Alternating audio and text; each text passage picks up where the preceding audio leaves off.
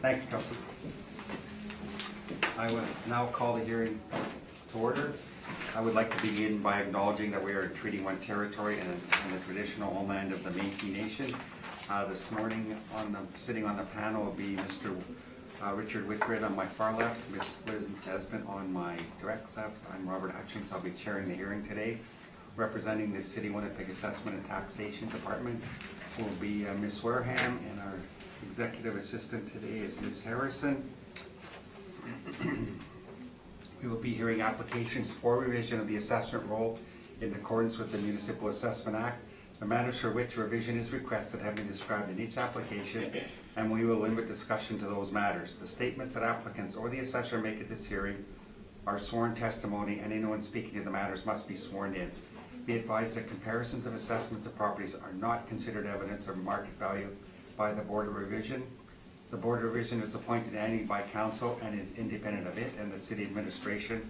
It makes its decisions on the basis of the evidence provided at this hearing and issues a written order that will be mailed to all parties as soon as possible.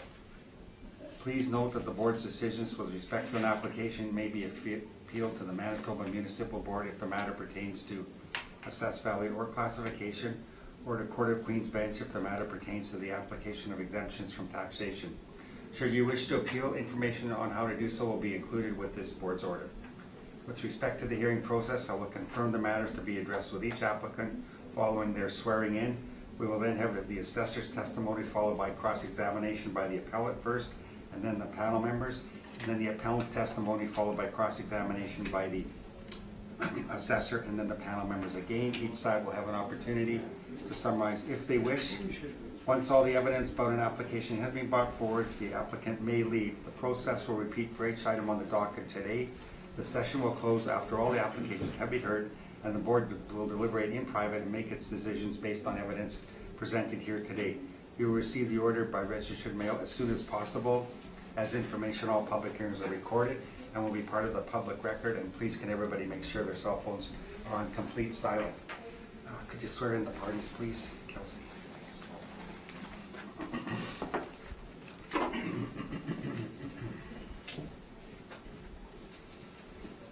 Could you please state your name? Lindsay Elliott Wareham. And you swear to tell the truth, the whole truth, and nothing but the truth, so help you God? Yes. Thank you.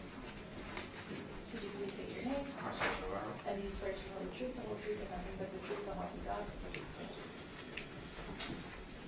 Good morning, Ms. Wareham, Mr. Navarro. First property in the docket today,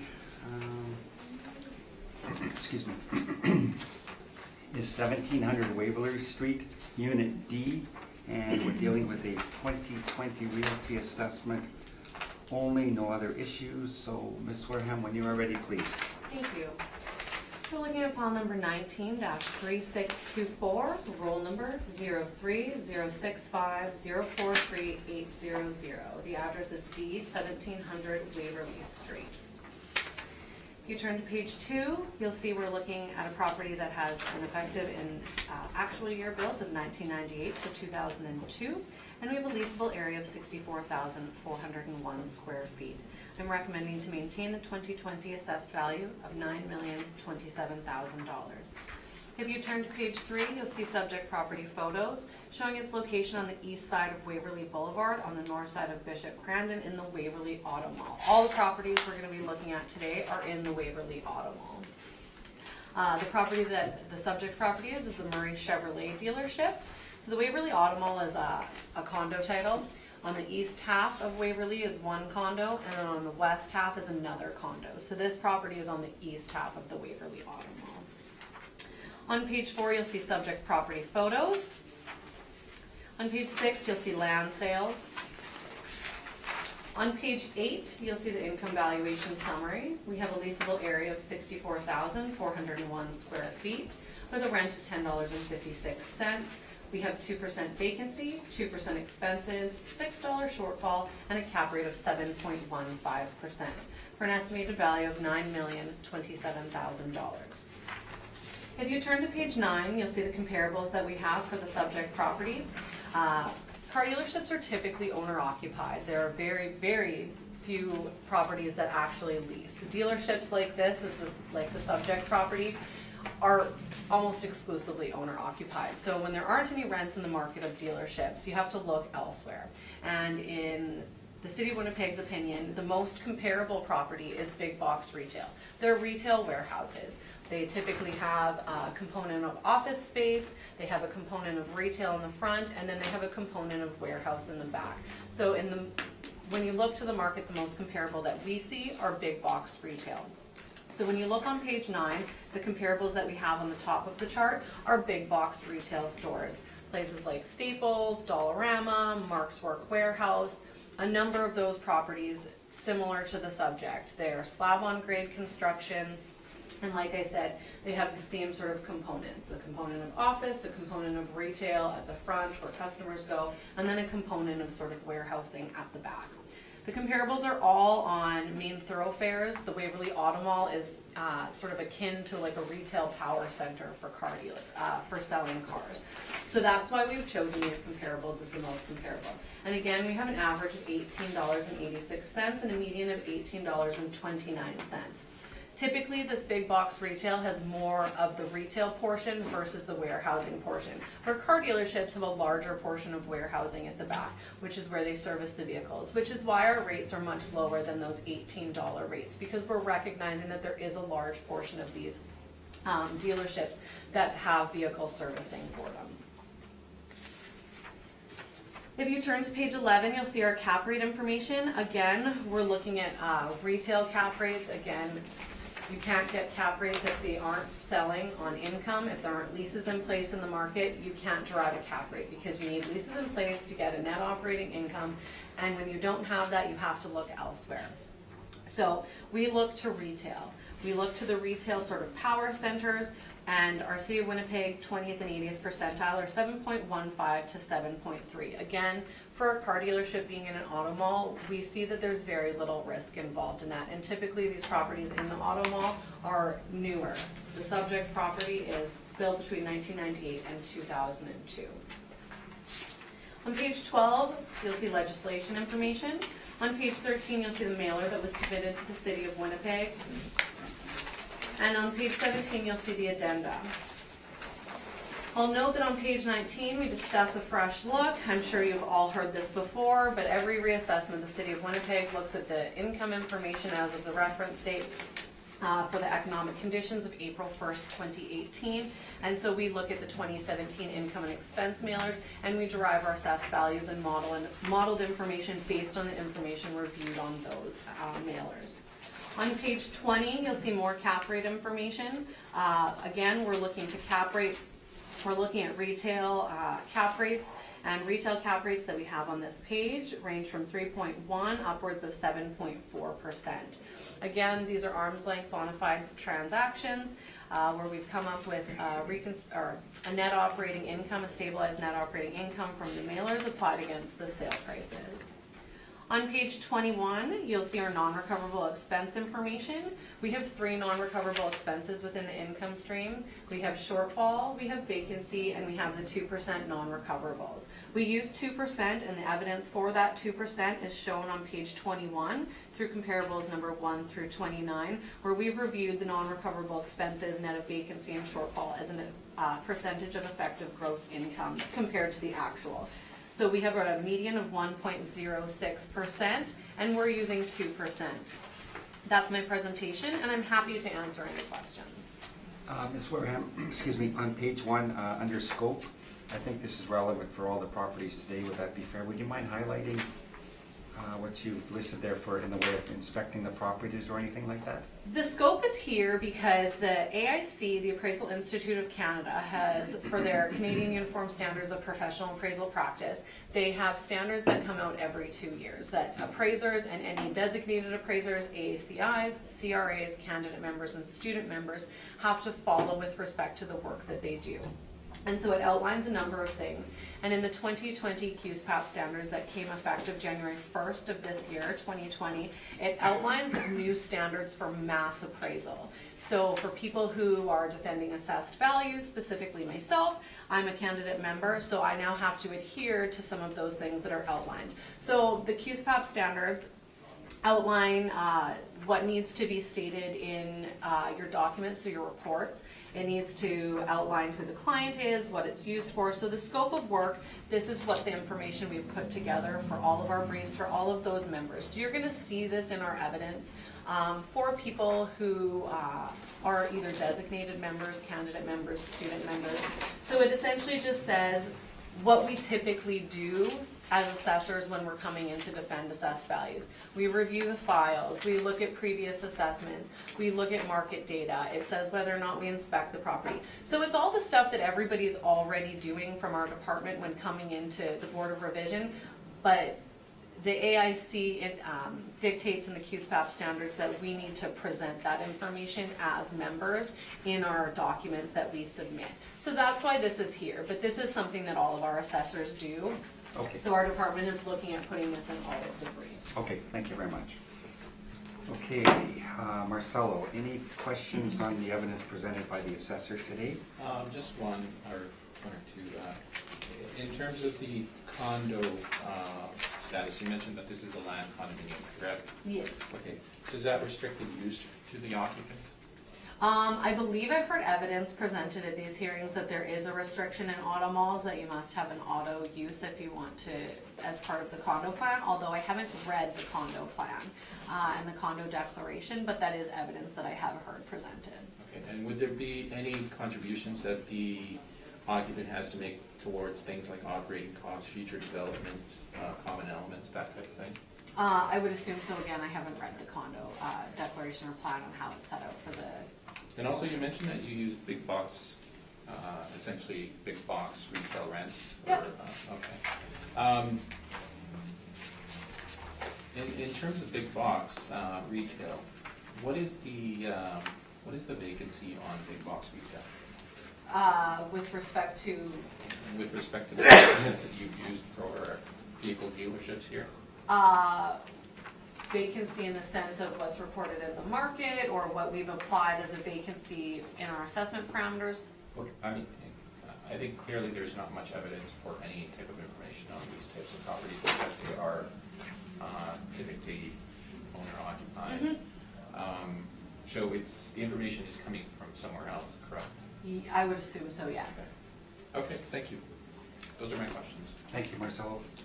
Lynn, any questions of the assessor? Yes, Ms. Wareham, on page 9, Yep. your rent comparables. You spoke about the retail component, but there's another section below of auto. These What are those? These are the auto comparables that we have. They're less comparable than the big box retail because, which is why I didn't speak to them, because there's a number of things that you have to take into consideration with them. They're the only auto comparables that we have that we can rely on for auto related. But comparable number 28 at 1284 Main Street is the MPI office. So that's MPI, which isn't really a vehicle dealership. At 3570 Portage Avenue, I believe that's a Boyd Auto Body. At 3680 Portage, I believe that was an old auto dealership. I think it was called Auto Gallery. And at 2537 Pembina, I believe that was I forget what that was, but it was a dealership that was on the corner of Pembina and Bison that was there. I think it was maybe a Suzuki dealership. I'm not sure on what that was, but it was a tenant who occupied the space and then bought the building, and they had an option to purchase. So there are some cautionary notes with respect to those comparables, but we do present them just to show that there are some comparables when we're trying to look at auto and retail. So that's why those are there. Okay, but not very applicable. Yeah, we think big box retail is the most applicable, but we show those just because we're trying to give an idea of what's happening in the market and give a full picture.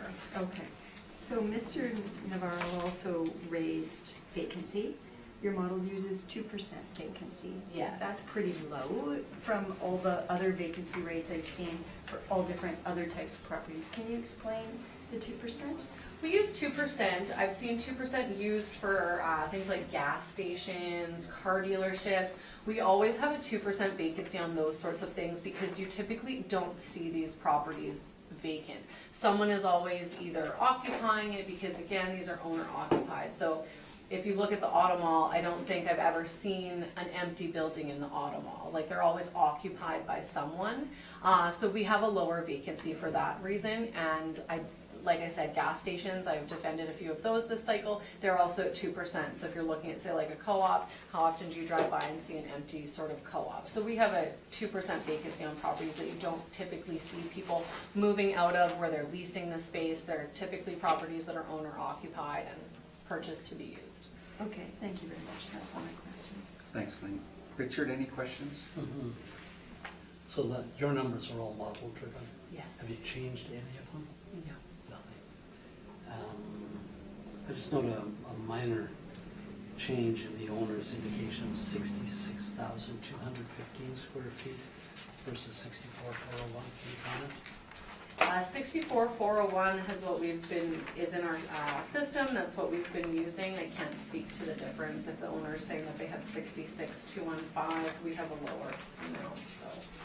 That's just what's the information in our file, and that's what we've used consistently for the past few cycles. And that comes out of a file from some documentation. When somewhere. someone went out there and put this property on the roll, that square footage would have been applied. If it was reviewed possibly by someone who, say an owner phones, or as a result of an appeal hearing, when we discover there could be an error, we usually try to correct those and go and inspect the space. But typically the information on our file is taken from building plans. Okay, thank you. Thank you, Richard. I have no questions. Marcelo, when you're ready, please. 1700 D Waverly Street. Again, this is the Chevrolet dealership on the eastern side of Waverly Street. On page 2, you can see a picture of it from street view. On page 3, you can see a picture of the overhead. The first thing that I'll do is I'll point out the adjacent lot beside it, which the dealership is using as parking. And that is facing Waverly Street on the east side. So, right off the bat, we've actually removed that from the value of the dealership, the main part, the main holding. And again, that site is necessary for the dealership to actually operate, so we feel that it's appropriate to actually remove the value of that from the main holding. In terms of the site, again, this is 306,529 square feet, single story plus mezzanine, built in 1998, with a leasable area of 66,215 square feet.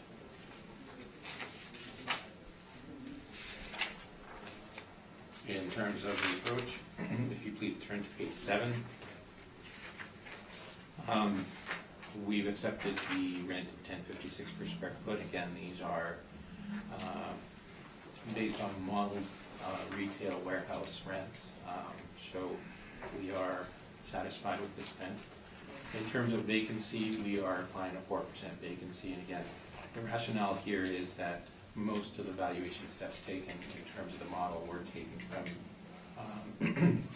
retail warehouses, not actually coming from vehicle dealerships.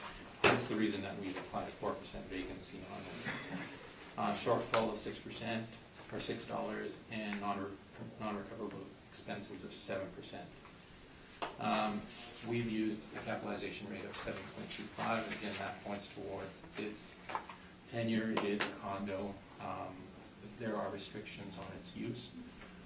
And also, these are all single occupants. In our opinion, there's slightly more risk than there would be in a multi-tenant situation. Just the difference between on cap rate, non-recoverables, and vacancy. And I'm open for questions. Thank you, Marcelo. Lindsay, any questions of the appellant? No, just to confirm, you're using 7.25% cap rate? Correct. And we've also taken the value of the adjacent lot out from it. So the recommended value again is $7,915,577 or $7,916,000. Thank you, those are my questions, Mr. Chairman. Thank you. Richard, any questions of the appellant? Just a simple one. That adjacent land, is that That's funny right. triangle shape? That's right, which you can clearly see that the vehicles are parked there. Yeah. show, again, the main holding needs that land to operate, so we, in these situations, take off that value from the main holding. Is that a different roll number? It is a different roll number, correct? Okay, thank you. No other questions? Thank you. Lynn? May I redirect a question to the city? Of course. Ms. Ware, can you speak to this land adjustment? Like, how does the city view this?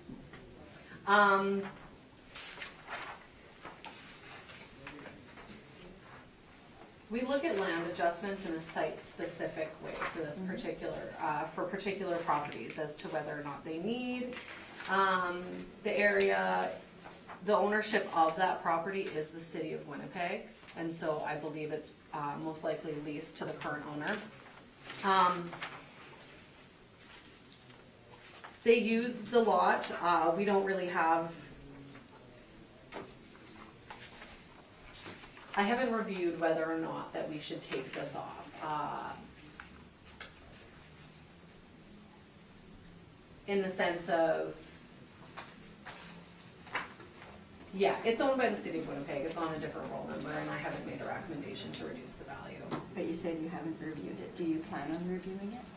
When I say I haven't reviewed it, I haven't essentially discussed whether or not we would remove something like this. I don't think that we would, because if we would, it would be a note in our system and it would be something that we typically do. Okay. Thank you. Anything else? No. From Marcelo? No questions. Okay, thank you.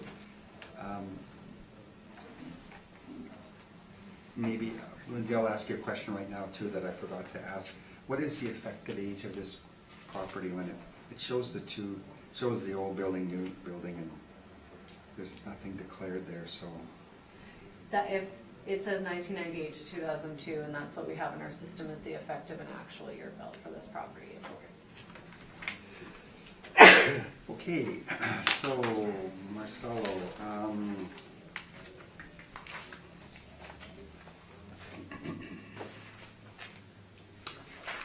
you agree with the rental applied at 1056, disagree with the vacancy rate, 2% difference there, the 5%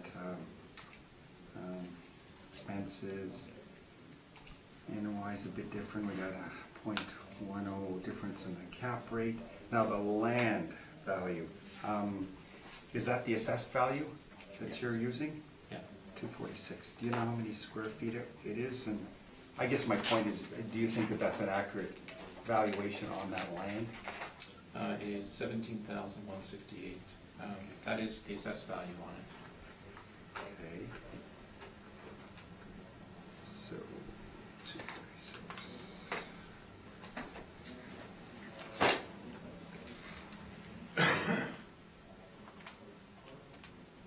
I mean, if we bumped up the value on it, it would work more in our favor, because we would have a higher value lot, but what we're saying is we're accepting the assessed value. Right, okay, so it's 1430 a square foot approximately, and it's zoned, is it zoned the same as the? I would imagine so, yes. So it's M2, possibly, It is zoned M2. okay. And now,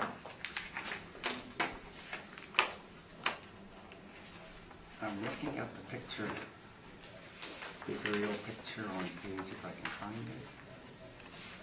3. Page 3, thank you. There you are. Okay, so you made a statement that that's necessary for the operation of this dealership. And yet when you look on the aerial, there's quite a lot of vacant space, I'll call it to the right of the main building. So what is this used for? Is it new building?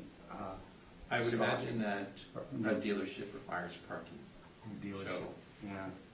That's what it's used for. So is it used for the stock, like new? New and used. Staff? Okay. Now what about all the vacant spots that are visible to the right there? And Might have along- been a slow day. Okay. I'm not being facetious here. I mean, Yeah. a dealership needs cars to park. Correct. Otherwise, they wouldn't have leased this land from the city to park additional cars. This is not the first dealership that I've dealt with this very same issue, and it's, in the other cases, it's come off, so.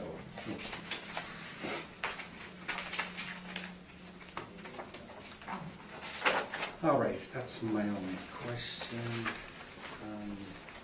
Any requirement for summary from either party? You're good, Marcelo? I'm good. Okay, thank you. All right. That ends 1700 Waverly Street, Unit D.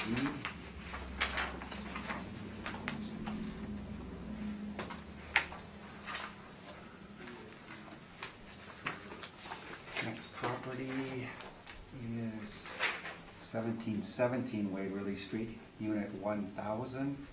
And we are dealing with a 2020 Realty Appeal. No other issues. Ms. Wareham, when you are ready, please. Thank you, Mr. Chairman. We're looking at file number 19-4821, roll number 03-092-969-100. The address is 1017 Waverly Street. This property is the McNaught Pontiac Buick Cadillac Limited, and the remainder of the properties that we're dealing with on the docket today are on the west portion of the Waverly Auto Mall. So we have an actual and effective year built of 2003. We have a leasable area of 55,863 square feet, and we're recommending to maintain the 2020 assessed value of $9,316,000. If you turn to page 3, you'll see an aerial photo of the subject property, as I just described. On page 4, you'll see subject property photos. I have been in this building, although I haven't inspected it for the purposes of my job, but I have been in this building because I used to take my car there to get it serviced. On page 6, we have land sale comparables. On page 8, we have a leasable area for the subject property of 55,863 square feet, and we have rent of $12.54. We have a 2% vacancy, 2% expenses, a $6 shortfall, and a cap rate of 7.15%, for an estimated value of $9,316,000. Again, on page 9, the comparables are the same as before. We have an average of $18.86 and a median of $18.29.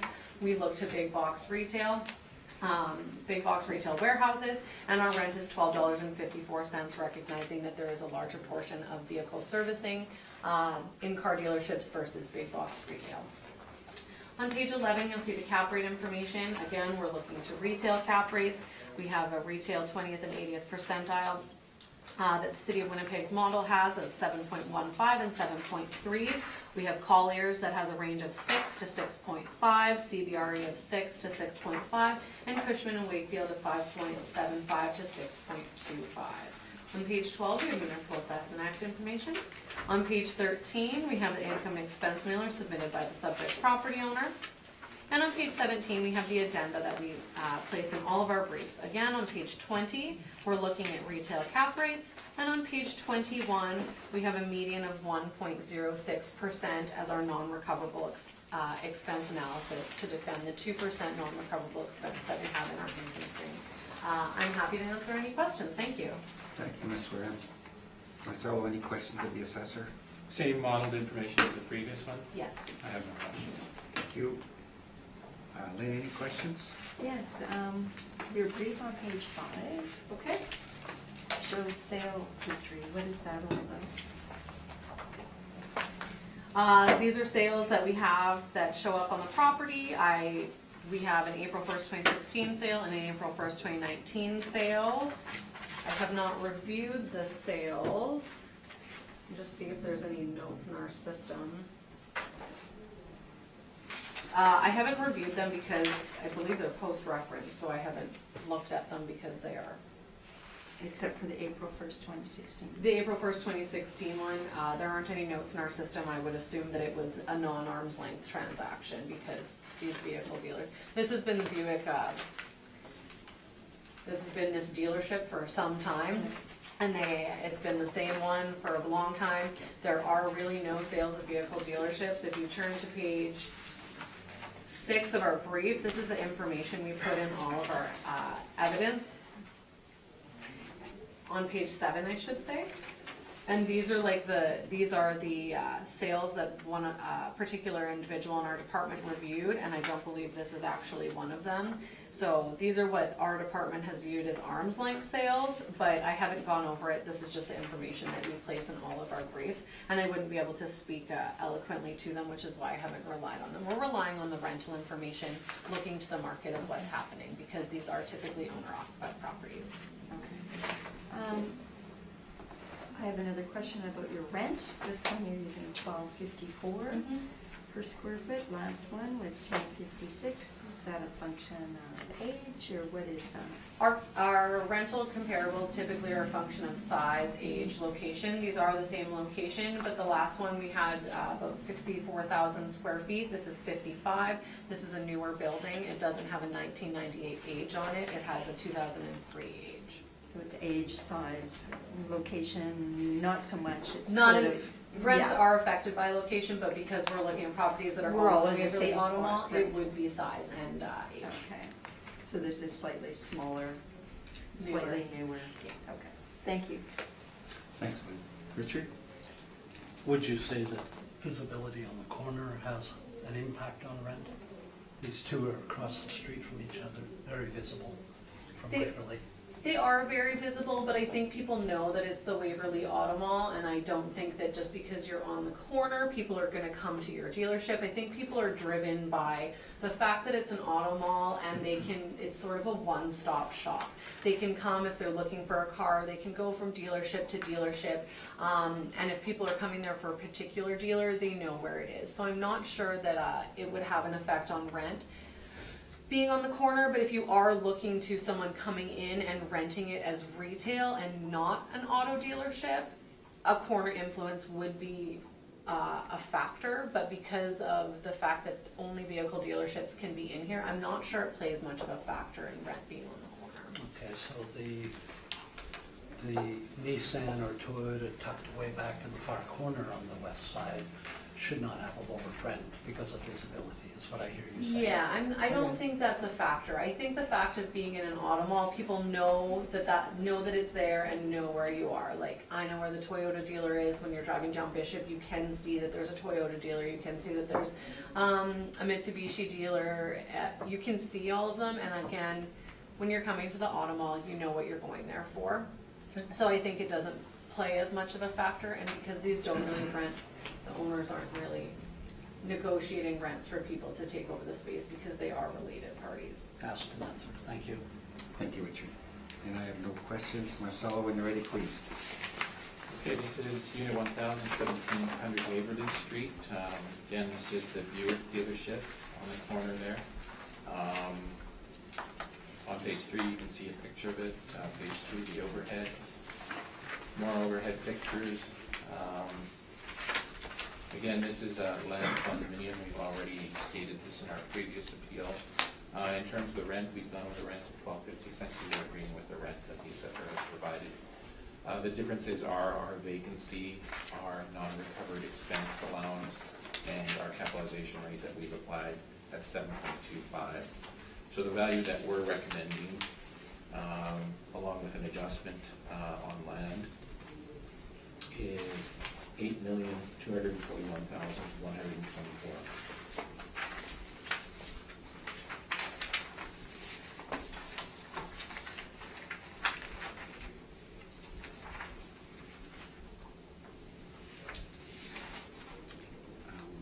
Thank you, Marcelo.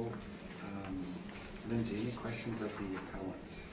Just to review, you're using $12.50 versus our $12.54. I 12.54 is fine, yeah.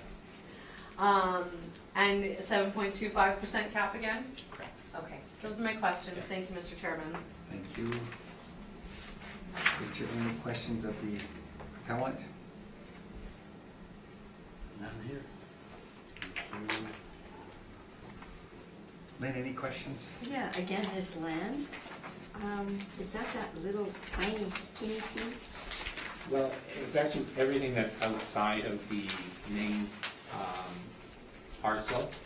So you can see the dimensions of the lot in blue.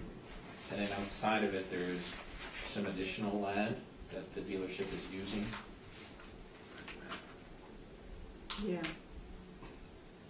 Is that Yes. city-owned land again? Yes, They often park And it- almost by the lake, exactly, all exactly. around in that grass. So again, we're stressing here that vehicle dealerships, the main thing they need is land to park their cars. And they're not just parking new cars, they're parking used cars and all the employees, visitors, all of that. So it's parking intensive. Do they lease that, or are they just taking advantage of free land there? No, they would be effectively kicked out if they were Just not licensed. wondering. Okay. The city of Winnipeg is pretty good about their leases. And this is again assessed at 173. Yeah. Okay, thank you. Thank you. Lindsay? I have a redirect based on that line of questioning. So is it, I agree with the panel member, is it that strip of land to the side of it? Yes. Okay, now I do note that in the aerial photos, there aren't really cars parked in that strip of land. They're parked on the outside. outside. Yeah. Yeah, but they are still leasing that bit of land beside it. I guess technically they should be parking their cars on that parcel of land. Now, would you not agree that this is different than the previous one, where the previous one is paved and cars are parked there because it's paved and they're actually using it, where this is just sort of a piece of green space that they're parking their vehicles on? Like, do you not see a difference between those? Yeah, so I had a similar case just recently where it was a very similar case where they were parking their cars on a lot that was adjacent, that was not paved. It had a mixture of gravel and grass on it. They weren't leasing it from the city of Winnipeg, but it was a similar type of situation. So because it's not paved though, how are they able to use it in the winter months? Do they plow the hill with grass so the cars can continue parking there? Or I'm do they not just s- take advantage of it in the summer Yeah, I months can't. because, Yeah, it's Okay. easier to use in the summertime. yeah, so you do see a difference between this and the previous property? Well, I mean, they're still paying to use it, right? Do you have any evidence in your brief to show that they are leasing it that? Because the I- previous one, I did know that they were leasing Yeah. it. This one, I don't really have any knowledge of this. Yeah. No, I don't. Okay. Those are my questions, thank you. Thank you. Richard, did you ask questions on that? I'm done. Lynn? You're good? Okay, Marcelo, what is the lease? Do you know what the lease is for this additional land? I don't have the information on the lease, no. I guess It I- would have been taken from the assessed value, not from the lease. Yeah, I'm just curious what they're leasing it for. Correct. I'm, Separate roll number again. yeah. Okay. How big is that piece of land, please? That, let's call it surplus or? Some additional room.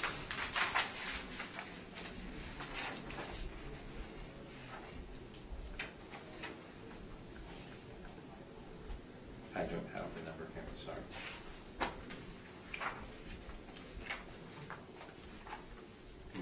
I think what we did was just place the assessed value. Yeah.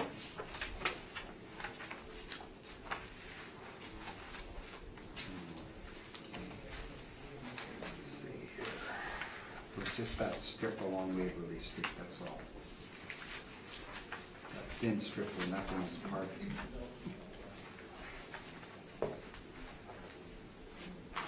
And where they're possibly illegally parked, right?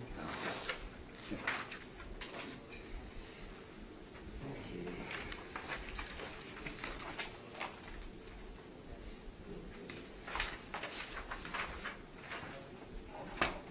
All right, that's my only question. Any requirement for summary, either party? Good, okay, thank you. That concludes 1717 Waverly Street, Unit 1000. Sorry. Paper cut you. Unit 100, right? I I had unit, oh, sorry, that concludes unit 1,000. Okay, next one is 1717 Waverly Street, unit 100, and we've got an issue here, I guess. Yes, we're looking at file number 19-2201, roll number 03-092-969000, and the address is 100-1717 Waverly Street. The assessor is requesting that the burden of proof be placed on the applicant for non-cooperation as per section 53(3)B of the Municipal Assessment Act, and if reduction in assessment is ordered, that it follows section 54(3.2) of the Municipal Assessment Act.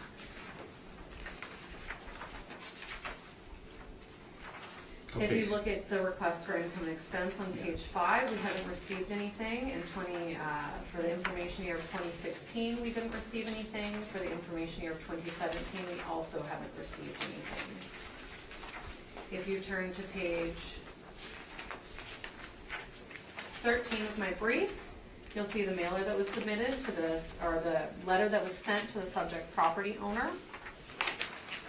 On page 15, you'll see the mailer that was sent with the letter. On page 19, you'll see the second request, the certified letter that was sent, as well as the certified mailer that was sent. On page 25, you'll see the envelope. And on page 26, you'll see that it was signed for.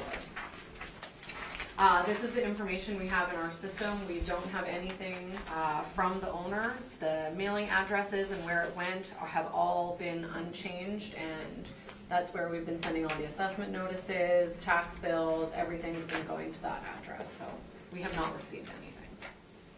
Okay. Thank you, Lindsay. Marcelo, any comments, questions? I just have a small amount of rebuttal here. Okay.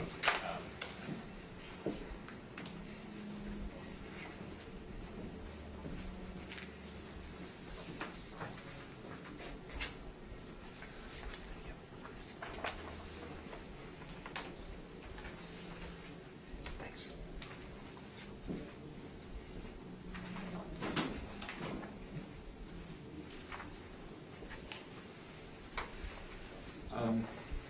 So we were in contact with Mr. Ken Jakes of Canada One Auto, who owned this property. And if you turn to page 4 of this handout, I asked Mr. Jakes regarding why nothing had been sent into the city. And so I asked him the pertinent questions. I also included information about the assessor, including Canada Post information, the address that they had sent it to. On page 3, you can see his response that this is actually not the correct address. The correct address is actually 14,240 137 Avenue Northwest, Edmonton, Alberta. In turn, we also asked him when they had moved out of the previous location. And his response was that the former address, they moved out of that in April of 2017. So that would have been the reason that the city wouldn't have received the 2016 or 2017 income and expenses. Essentially, these people were not receiving it. Now, somebody did sign for it, but I assume that the person that signed for it was somebody located at their former office, not employed by them, but whoever was occupying that space at the time. And again, I think in this case, I think the owner was not in the care and control of that information, or didn't receive it, so he couldn't have provided the information to the city of Winnipeg. Thank you. Lindsay, any questions? I do. Mr. Navarro, is it not the owner's responsibility to be contacting people if they're moving, to notify them of new mailing addresses? Is that not something a prudent business person would be doing to make sure they're receiving the appropriate documentation of the properties that they own with respect to tax bills, assessment notices, as well as any other documentation that our department would send? Is it not their responsibility to be notifying us if they are moving locations? I believe that is a policy issue, not really a legislation issue, correct? Well, when we send out our information, would you not agree that we only have the ability to send the information to where our And assessment again, notices I think and this is tax where bills? it's kind of lost in the middle. They don't know that they're not receiving it. And I guess if they did know, they probably would have responded to it. So, I mean, we're here essentially trying to punish this organization because they didn't receive a letter. And I think in some cases where the owners obviously willingly make that choice to not provide the city of Winnipeg with that information, they are subject to that legislation. But I think in this case, the owners are not being belligerent, they're not trying to deny it. In fact, this was new to the person that I spoke to, and he said he could have provided it as soon as possible. And I believe he even writes that in his email. And the email indicates that they moved in April of 2017, so would they not have received the 2016 mailer that they also didn't respond to? So, I believe at their last address, they would have received, I don't know when you guys send out your 2016s. We send them at the same time that we send them every year. We always send them in April. So if they were still there in April of 2017 and we sent it, they also didn't respond to that one. Well, they said they moved in April of 2017, correct? It doesn't say the date that they moved. Typically when businesses move, they have their mail Again, forwarded to their new location. I think if they would have received it, they would have admitted to it.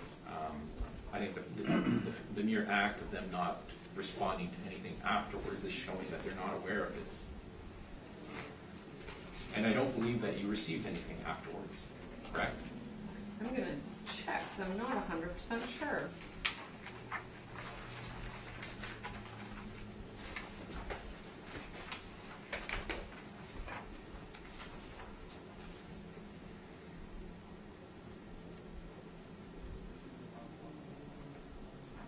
I don't have any information as to whether or not we've received anything after, but the position of our department stands. We've been sending the assessment notices, the tax bills, the mailers to the same location.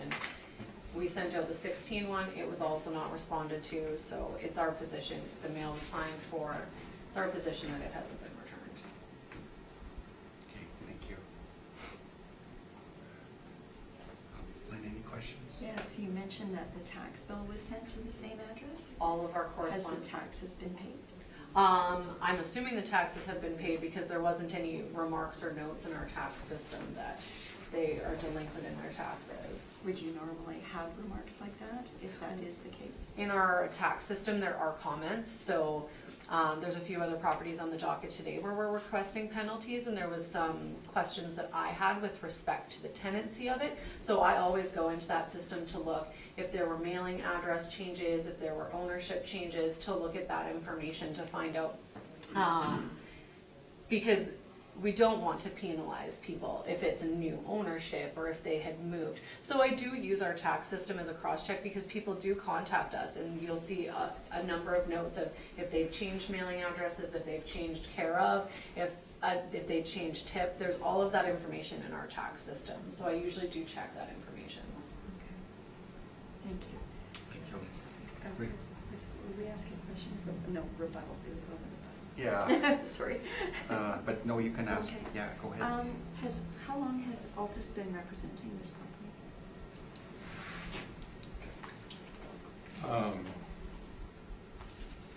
I can't answer that, I actually don't know. Okay. I know that this was, so typically what we'll have is annual folders for each client. So we have a 2020 folder for this client. I saw nothing behind that. So there was no 2018, 2016, 2014. So I'm actually not sure. Okay. Lindsay? I can answer that. Okay. It wasn't appealed in 16 and 18, although Altus was the agent in 2013 as well as 2014. That's the information that I have when I look at the appeals history. Okay, thank you. Richard? Do you know when the last time you received a mailer? We used to put the information on all of the mailer years in our brief, so there would be like a list, but we only look at the last two, so I don't have any information on the last time that we sent out a mailer, unfortunately, or that we received a mailer, unfortunately. Thank you. Thank you. Marcelo, so Canada One Auto Group, do they own other dealerships in Winnipeg? I would assume so, yeah. So they're used to that process in other dealerships, I guess? Again, I assume they do, but I can't answer that. Okay, yeah. Okay, and, yeah, it seems, well, it seems a bit odd that they wouldn't have mail forwarding, for instance, but you probably can't answer that either, so. Okay, I have no other questions. Any other comments from either party? No, okay. We're gonna recess and I'll ask both parties to leave the room while we decide, please.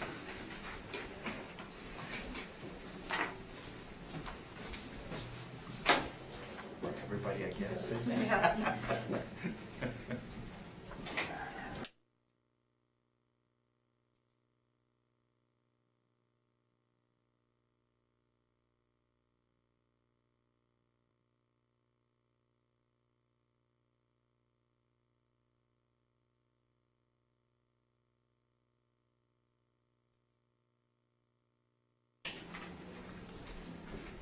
Thanks, Kelsey.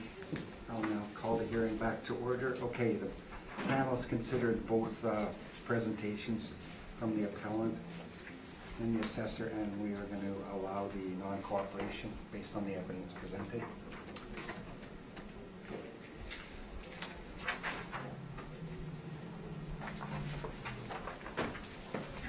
So, Marcelo, I guess that puts you first, please. We'll ask for a confirmation on this. Okay. Okay, so for the record, Lindsay, can you go through the property, please? For sure. We're looking at file number 19-2201, roll number 03092 969-000. The address is 100-1717 Waverly Street, and I'm recommending to maintain a 2020 assessed value of $7,287,000.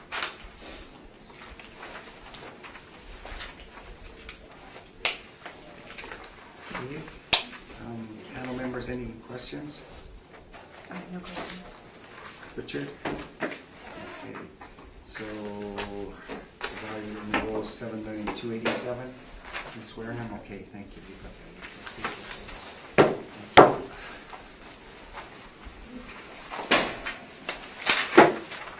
And that's you. That finishes you, right, Marcelo? Yeah. Thank you. Okay, we're gonna take a 10-minute recess.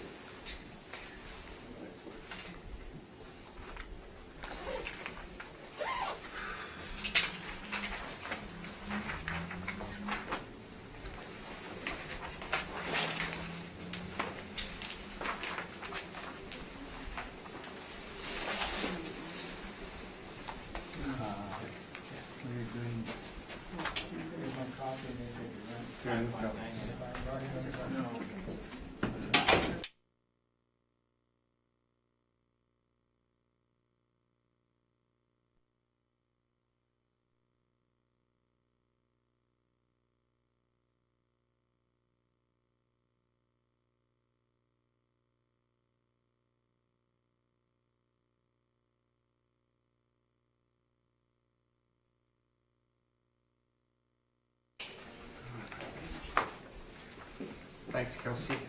I will now call the hearing back to order.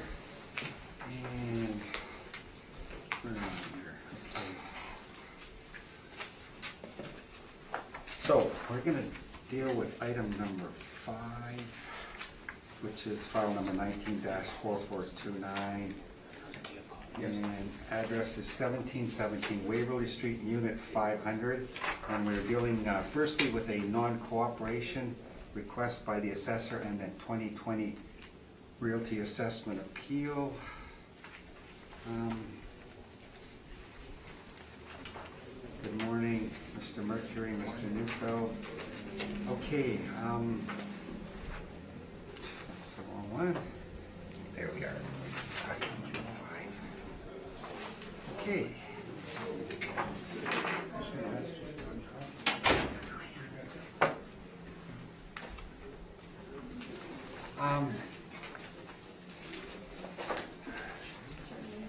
Yeah, could you swear in the parties, please? Could you please state your name? Kelsey, Rocky Newville. And do you swear to tell the truth, the whole truth, and nothing but the truth? Could you please state your name? Mercury. And do you swear to tell the truth, the whole truth, and nothing but the truth, so help you God? Okay, Ms. Wareham, so we've skipped ahead to item number 5, so we're doing unit 517 Waverly Street, and would you like to deal with the non-cooperation request first, please? For sure, we're looking at file number 19-4429, roll number 03091449300. As stated, the address is 500-1717 Waverly. We're requesting non-cooperation because we haven't received a mailer for the subject property. If you turn to page 13 of my brief, you'll see the letter that was sent to the subject property on April 12, 2018. And you'll see that the numbered company is 611-7236 Manitoba Limited. That's the owner of the property.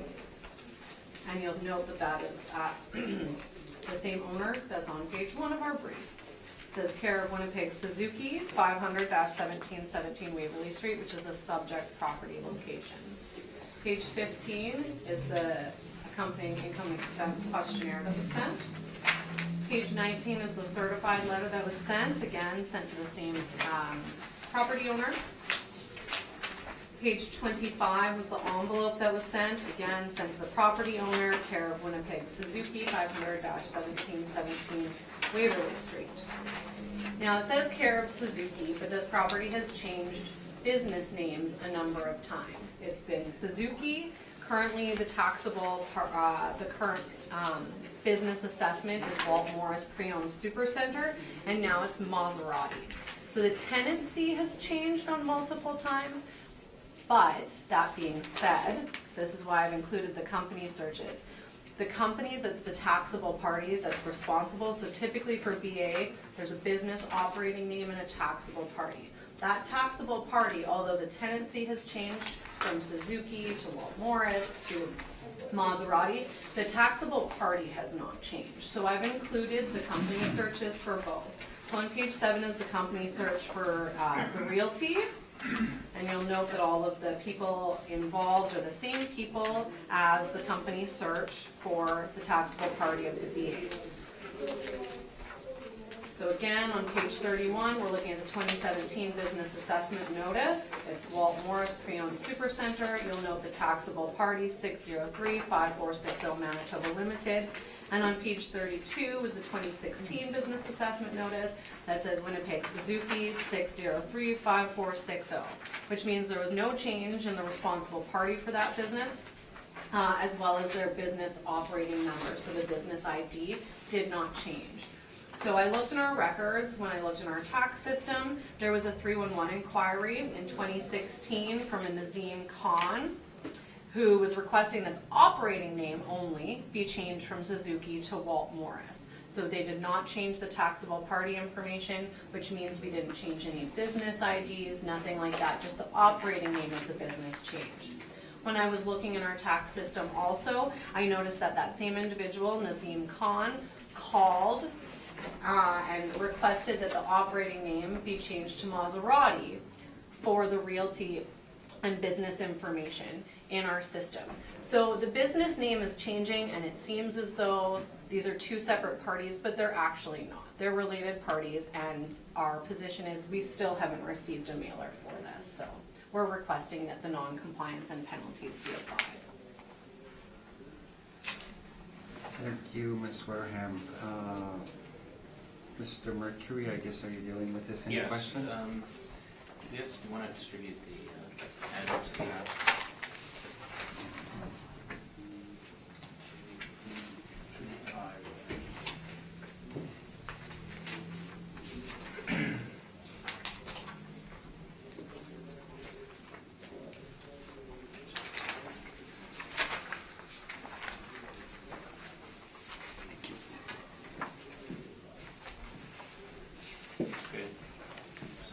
copy of that package that I distributed. So Ms. Wareham, my understanding with respect to the City of Winnipeg Assessment Department's practice regarding sending mailers is that they, unless directed otherwise, will use the address for service noted on the status of title. Is that correct? We send it to the property address. That's not my understanding from various other assessors that who have given evidence, is that you use the address for service on title. I haven't been told that, I just know that we send it to the property address unless told otherwise. Okay. But if that's Now what you're you- saying, I'm not going to dispute it. All right, so I'm looking at so this isn't consecutively numbered, but if you look at it with the fifth page in, the status of title for the subject property, Okay? and if you look at, so you'll agree this is the status of title for the subject property? That's what it looks like? Okay, so if you go to box number 3, which is about the fourth or fifth page into that title document, and you'll see the address for service.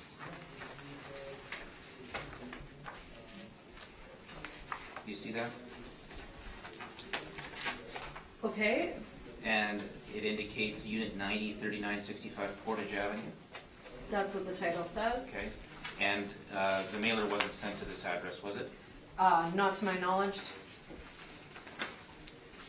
And you'll note the mailer that you've included, as you've indicated, was addressed, it has the numbered company listed, but care of Winnipeg Suzuki.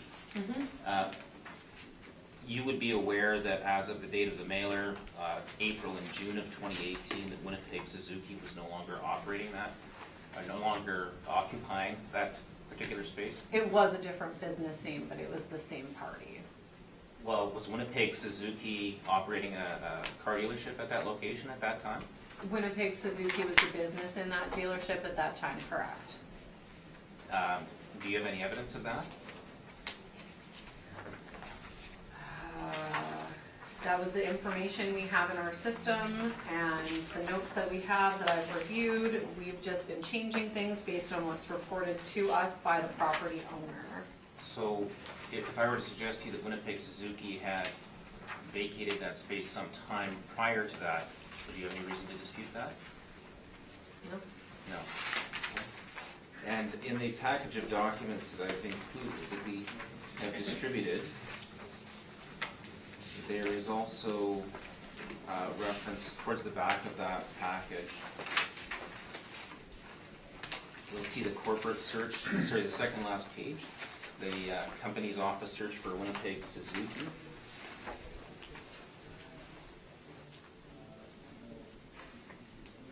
And do you have that, Ms. Warren? Yes, I'm looking at this. Okay. And you'll note the mailing address, the place of business, number 1, as of, according to this company's office search, was, again, 3965 Portage Avenue, Unit 90, correct? That's what this says? All right, and the mailing address was, in fact, Fillmore Riley at 360 Main Street. That's what this And I says? take it you don't have any record of sending the mailer to that address? No, again, Winnipeg Suzuki is not our taxable party. Our taxable party was the numbered company that I mentioned within our evidence.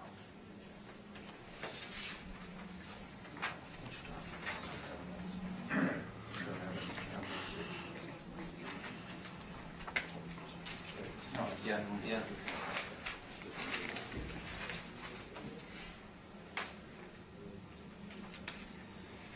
If you're looking at, if you look at your brief, page 30, Okay? this is the company's office search, the numbered company, Yep. and the second page, so page 30. Mm-hmm. And you'll note that as of January 1st, 2017, that entity amalgamated with and became Winnipeg Dodge Chrysler Ltd. Okay. correct? So this would be a public record that would be available to the City Assessment Department. A public record as in this information? Yes. Yeah. Okay, so you would have certainly had an opportunity to know that it was no longer Winnipeg Suzuki at that location. Again, I stated in my presentation that the operating name has changed multiple times, but the position of the city remains unchanged because the numbered company of 6035460 Manitoba Limited is the party responsible who gets sent the business assessment notices, and they're the people who have been paying the business assessment bills, they're the people responsible, and the name of Winnipeg Suzuki and Walt Morris Pre-Owned Supercenter has changed, but that has remained unchanged. Like I said, Nazim Khan in 2016 phoned our department and said to change the operating name of that business from Suzuki to Walt Morris Pre-Owned Supercenter. They did not change any of that taxable party information, and they have subsequently called to change the name to Maserati, because now it is currently a Maserati dealership. But again, the legal entities have still not been changed. They've changed the business name, but the parties responsible, they have not requested any of those things. Well, Ms. Wareham, it has changed legally. It's amalgamated to Winnipeg Dodge Chrysler.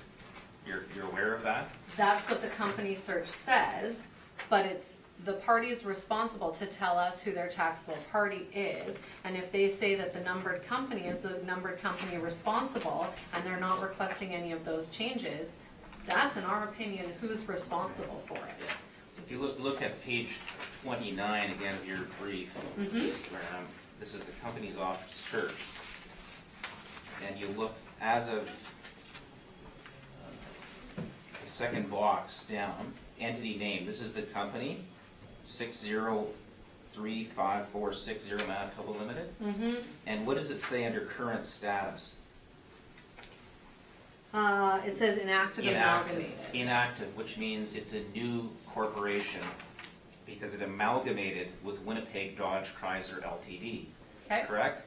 So do you have any reason to dispute that as of the date of the mailer in 2018, in fact, as a matter of the company's office search, as a matter of law, the actual taxable entity is not the numbered company, it's Winnipeg Dodge Chrysler Ltd, correct? They have not notified us of that. This is a public document This available to you? is, but we do not change information based on company searches, we change them based on what people tell us. Because they're actually the people who have to pay those bills, so if they say that this is the person responsible, we do that. If we were to start changing things based on company searches, we could get into a lot of trouble.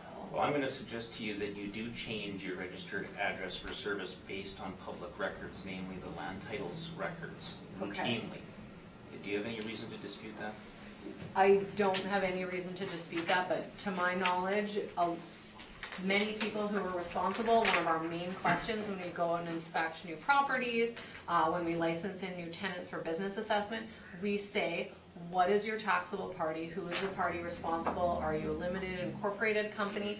Where do you want your mail going? Those are questions that we ask them, because then we run into situations of if it's a property that they don't have public office where people come in the door. So those are questions that we ask people when we go out and inspect property. Where do you want any correspondence being sent?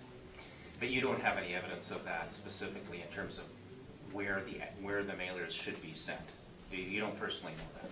We send the information to the address that's on file. That's where we send the assessment notices. That's where we've sent the mailers. That's where we've sent the tax bills. And that's remained unchanged, and no one has requested that. Clearly, these people are very aware to call our department. They have called and asked for the operating name to be changed. So they're readily available and able to call our department to let us know of any changes if we are in fact sending them to the wrong place.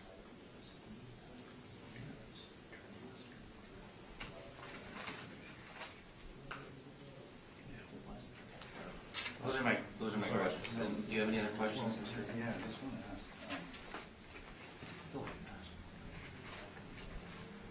ask, I'm looking at last year, the 2018 appeal, and did you review that document from 2 years ago? I did look through the previous brief. Now, there's no request for penalty there, is there?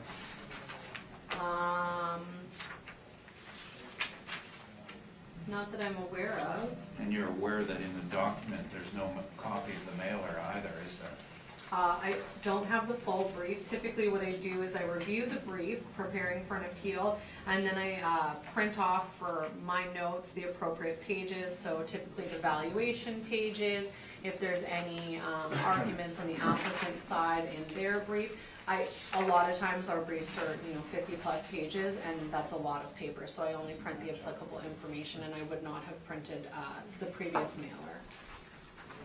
I do have from the previous brief that in 2015 a mailer was received. So for the 2018 appeal, we would have been looking to the 2015 reference date and the 2015 mailer, and we have a response received. Who were the mailers sent to at that time?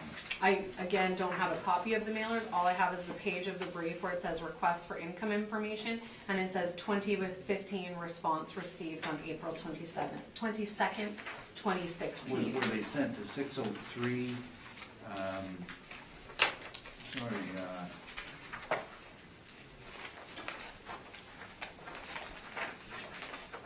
were they sent to 603-5460 Manitoba Limited? I can't speak to that. They would have been sent to the realty owner, so it would have been sent to 611-7236 Manitoba Limited. Well, you're talking about that they pay their taxes and got all their notices, and I'm just looking for your information. And it appears, I'm looking at page 31, 32, that these. Are we talking about an old brief here, or we're talking about the new brief? Okay, and what page are we referring 31, to? 32. Okay. That these were sent to 603-5460 Manitoba Limited. Because these are the business assessment They were notices. sent to them and they were paid, right? To my knowledge, yes. Okay. And this claim is being made on 611-7236. Yes. Okay. And,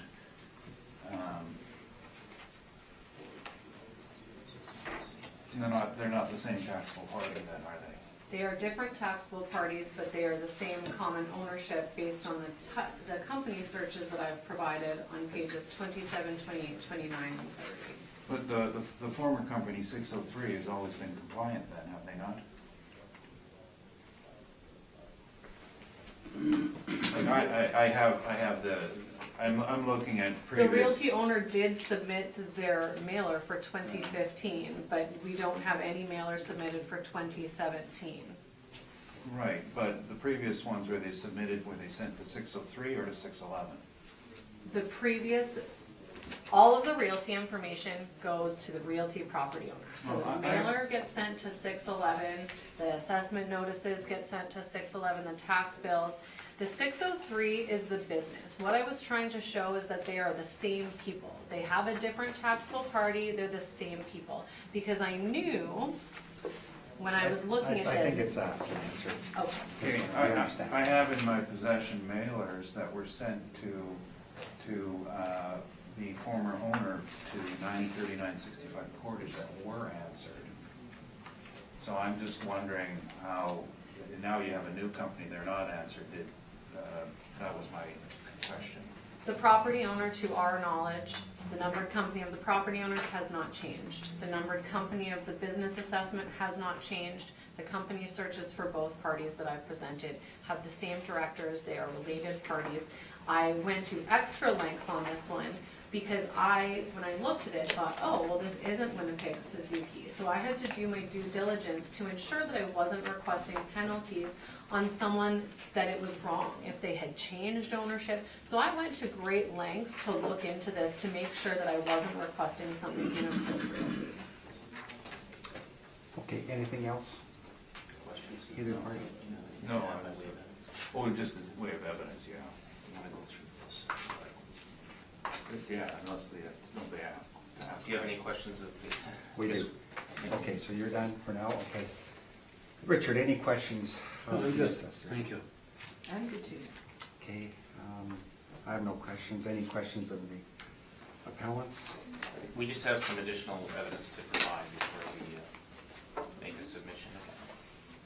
Thank you. I've been working for this ownership group since 2003.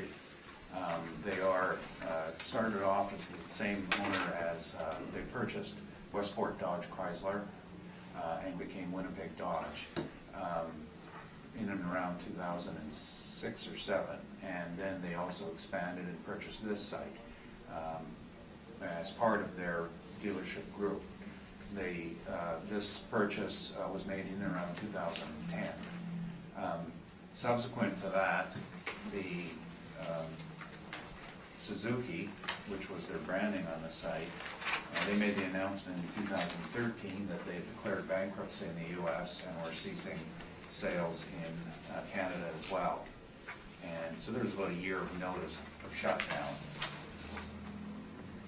And That's the second page. that's the page 2, second page. The third and fourth page, of course, are the two permits showing that the original construction, the new dealership, was for Formula Suzuki. That was the first owner of the site. And then when they changed over to the new dealership currently, it's called Maserati Alfa Romeo Motors. Their legal name is actually Maserati Alfa Romeo of Winnipeg Limited. So during this time period, and then the photographs on the first page show this, the steps. These are from Google Street, June 2014, clearly labeled Suzuki. But this is as Suzuki's going out, because you can see there's new banners saying it's the Walt Morris something or other, Walt Morris Superstore. Walt Morris, of course, was the principal. The next one, dated August 2016, Suzuki is long gone, and it's the Walt Morris Car Sales Center, a different business. And then at 2017, which is the last one they had, it's still Walt Morris, and they are beginning construction for Alfa Romeo. At that time, it was known that they were coming. Alfa Romeo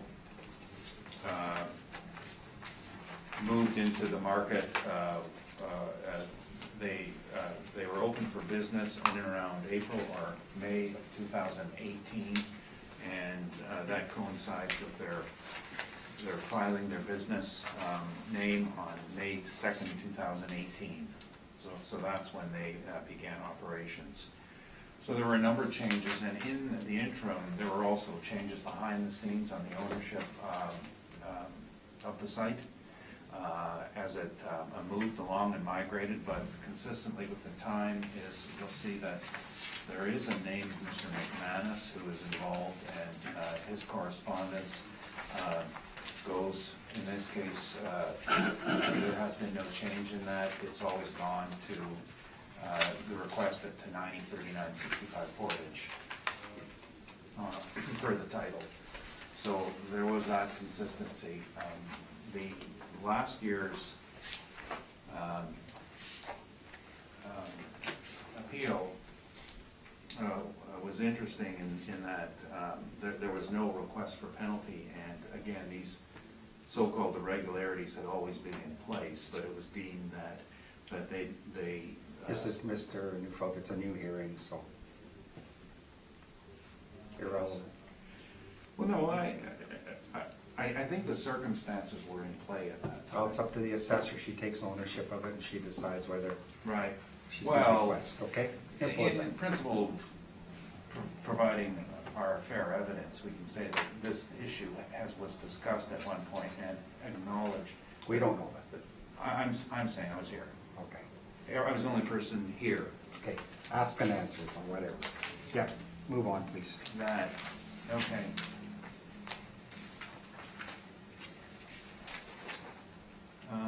That's my physical information, and Mr. Mercury has. Okay, just by way of a summary, if I may, Mr. Chairman, in terms of the penalty in this particular case, as a matter of law, noncompliance clearly has not been established in this case for a number of reasons. Number one is with respect to the city assessor's practice of where they send these documents. We have been through these penalty hearings many, many times, and the consistent response we have had from the city assessment department is that we send the mailers to the address for service noted on title, because it is the only public registry that is available, and it is for the purpose of avoiding these disputes. Unless there is evidence of a specific request that they make to send it somewhere else, whether it be the subject property, whether it be the director's home address, it is consistently the address for service on title. Sometimes that leads to anomalies because they actually send it to an out-of-province address in Toronto or in Alberta. But the consistent response we receive is that you send it to the address for service on title. So when you register a transfer of land, any document that is to be issued in accordance with that or that affects that piece of land is to send it to the address for service noted on title. So the address for service on title in this particular case is fairly clearly set out as Portage Avenue. As Mr. Neufeld indicated, the previous notices were going to Portage Avenue, and the mailers, there was response to that. Number two, if you look at the actual mailer, it indicates that it is, yes, it lists the numbered company, but care of Winnipeg Suzuki. And I would ask the board to ask themselves, is there a reasonable probability that some of the recipient, whoever actually signed for the mail, and we don't know who that person is or what authority they had, would there be an element of confusion if there's a mailer going to Winnipeg Suzuki? That's who the intended recipient is, if I read this document. The natural reading of this is going to Winnipeg Suzuki. As Mr. Neufeld indicated, Winnipeg Suzuki was long gone from this property. So any fair reading of this indicates that this is not sent to the correct party. Third, well, Ms. Wareham said it went to the taxable party, 611. Again, as a matter of law, that just is incorrect. We have a public registry document, the Manitoba Companies Office search, which has been provided, and again, this is at the material that we submitted, which shows quite clearly, actually it's not in ours, this is in the assessor's material at page 30.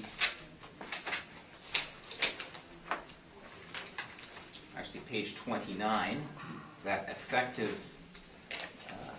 the numbered company 603 was inactive, and now it would amalgamated with Winnipeg Dodge Chrysler. This was the old entity. So we have the articles indicating as to when Suzuki stopped selling automobiles. That was back in 2013, and then Maserati and Alfa Romeo coming in 2018. So again, this is not,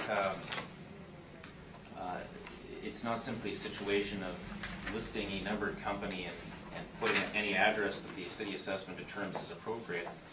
There is a consistent practice, and as a matter of fairness, if the city assessment department has a practice of using the address for service on title, one would expect that that is to be consistently applied and followed, unless there is clear evidence to the contrary. And so where you have different businesses coming in, when it takes Suzuki, Walt Morris, Alfa Romeo, in this particular instance, it may make sense to actually use the address for service to ensure that it gets to the proper party, the registered owner, not the business entity. And a final comment I would make is that I've heard this submission before, that it's all effectively the same party, and there was company's office searches provided to show some common directors. That is not appropriate to simply link two separately created corporations as a matter of law. They are not one and the same. They are entirely different entities. So to interchange one with the other simply because they have common directors is not appropriate. And it's just simply wrong as a matter of law. So those are my submissions, Mr. Chairman. Do you want to just speak to that? What are you referring to? I actually have a property assessment notice, and it's for one of the adjoining lots, and it's made out to 611-7236 Manitoba Limited, and address 903965 Portage Avenue. Which is the registered address for that company. Okay, so So what year is that? This is from 2012. 2000. So prior, there was, obviously, they were sending it to the address for service on title. Received, returned. in the Property past. taxes paid presumably, and for reasons which have not been explained, they've sent it to care of Winnipeg Suzuki at a different address. So that, there must be absolute clear proof that there's been non-compliance. In this case, as I said, it fails on multiple grounds, Mr. Chairman. Okay, thank you.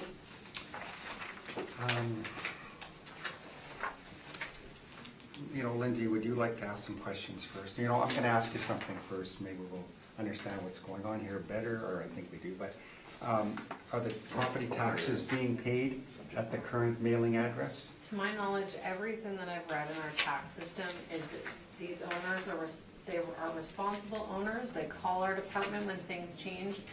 I have notes in our system that when it changed and the taxable party changed for the business from Formula Suzuki to the new ownership under Walt Morris, which is our current taxable party for the BA, is Winnipeg Suzuki. Then they phoned and let us know that the business name was changing from Winnipeg Suzuki to Walt Morris Pre-Owned Supercenter. Again, our tax system says that they have called us and let us know that the new name is Maserati Alfa Romeo.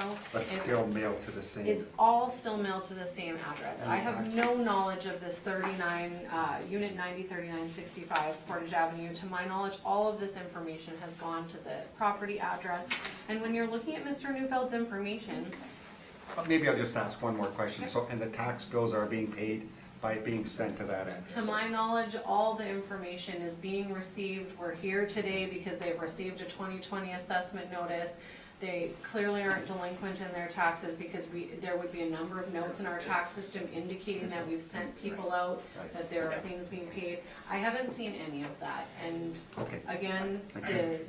argument is for you guys May I to ask a decide. question arising from that?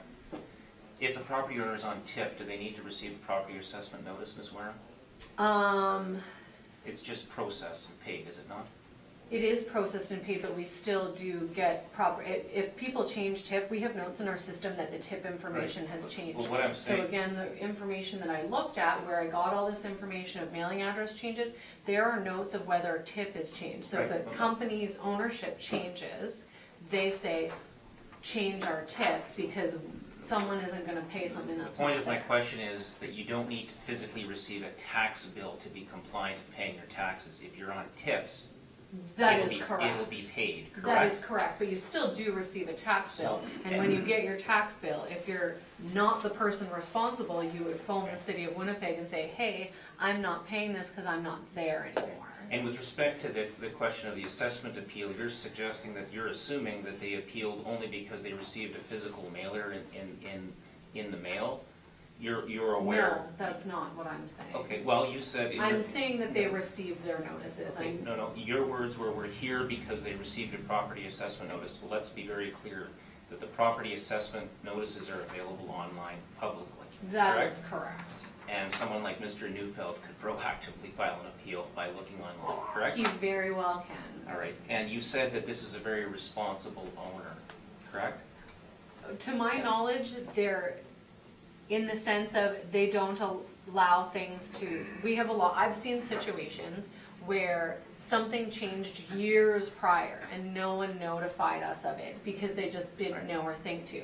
Based on the notes that I read in our system, they are consistently following up with if something has changed. Because as noted on the things, they all say care of Winnipeg Suzuki for the mailing addresses. So when they read their notices, they say, oh, we're no longer Winnipeg Suzuki, we should call them and let them know. Again, this is all the information I have, and this is for the board to decide. I think we've both presented our cases very thoroughly. I don't really have anything else to point out on the matter, Mr. Chairman. And again, the person who signed for the mail, do you have any knowledge of who that person is? I don't have any knowledge. The mail has been signed for. That's the extent of what we present here at these hearings. So my questions? Lindsay, any questions of the appellants? I don't have anything, Okay. Just Mr. in Chairman. response to the assessor's comments, I've again told you I've worked for this entity for 15 years. My contact is Terry Hickman. We go out of our way to ensure that, well, we take a proactive approach on the filing. We don't get their notices. We haven't received a notice on this property since 2012, because here's my file. This is actually the subject property sent to 903965 Portage, so it used to be sent to that. Okay, with that knowledge, Why didn't you change the address? I'm not allowed to change the address. Why didn't you advise them to change Well, it? because we don't, we're the tail, not the dog here. We react to things. We have no, This was always the address. The point, Mr. Chairman, is that the assessment department changed it, not the taxpayer. And this is the address for service noted on title. And the assessment department, without warning, without any evidence, changed that and sent it to care of Winnipeg Suzuki. So it's really the reverse question, Mr. Chairman. Okay. Richard, any questions of either party? Well, I would ask Ms. Wareham, would the assessment department make a unilateral decision to change an address in your system without an owner or representative of the owner telling you to do that? Not to my knowledge, that is not our practice. And I swing back, do you have any evidence that the city unilaterally made that change? There's been a lot of different things happened in the city assessment department over the last 10 years in my experience. So what Answer my question. I can't answer. yes, I have seen instances of it, and I wasn't aware. In this case, I'm talking about in No. this case, do you have any evidence that the city changed that address? Well, we can't speak to what the city assessment did. My point is, on these hearings, the burden of proof to show non-compliance is on the assessment department. It's not an inference that should be drawn as a matter of fairness. This is a very severe penalty.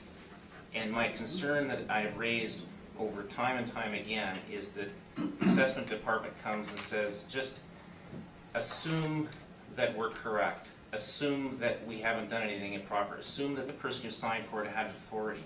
Assume that the owner Well, wanted us to send it here. she's not asking anybody to assume anything. She's presented her case.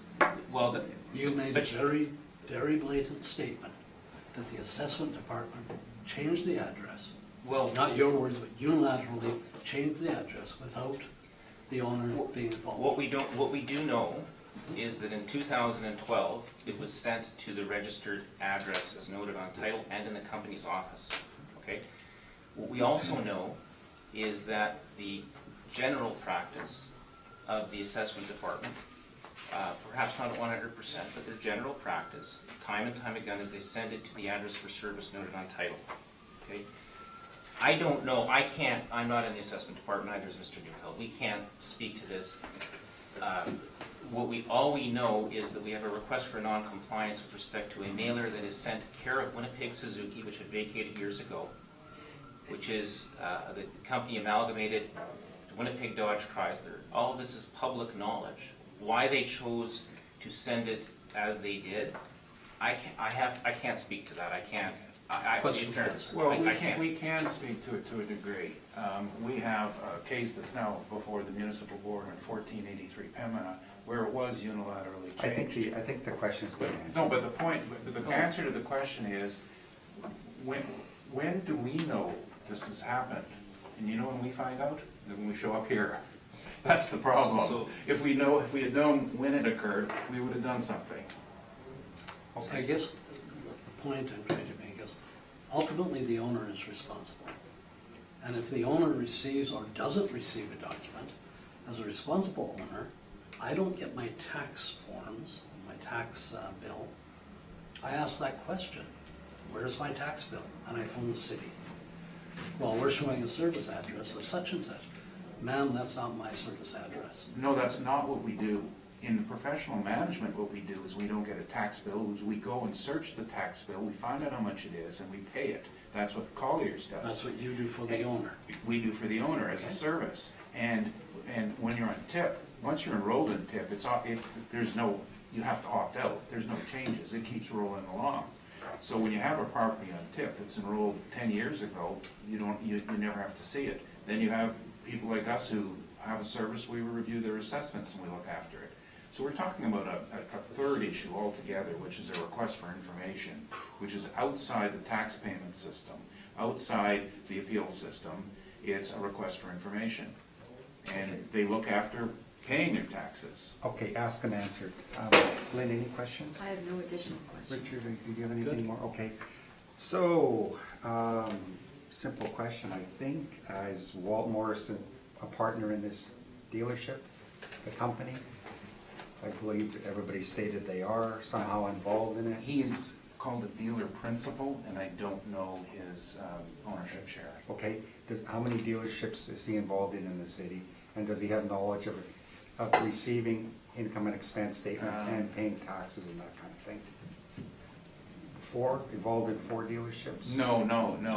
3? As of right now in the city, this is his sole property. In the past though? In the past, he was involved with partners on 903965 Portage, but that wasn't his role in the company. Okay, and my last question is, Mr. Mercury, you seem to be contending that the owner takes no responsibility in keeping the assessment department informed with their proper mailing address?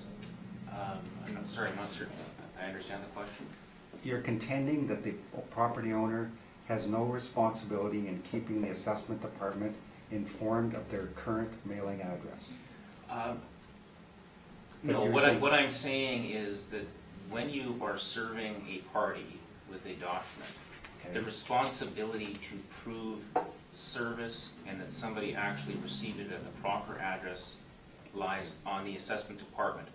If this were any legal document whatsoever, call it a small claim, a notice of any kind of proceeding, I can assure you that what has been provided by the way of the assessment department would be rejected Okay, but immediately. you're not answering my question.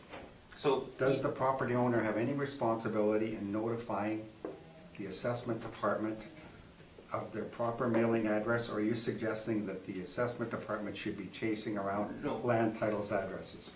well, let's back that up. The starting point is that they do use land titles office. Okay, address. So but- if they want it changed, Right. the assessment department, then what the property owner does typically is they will change it. So the assessor says, yes, if you tell me you want it sent to X address, the assessment department will honor that request.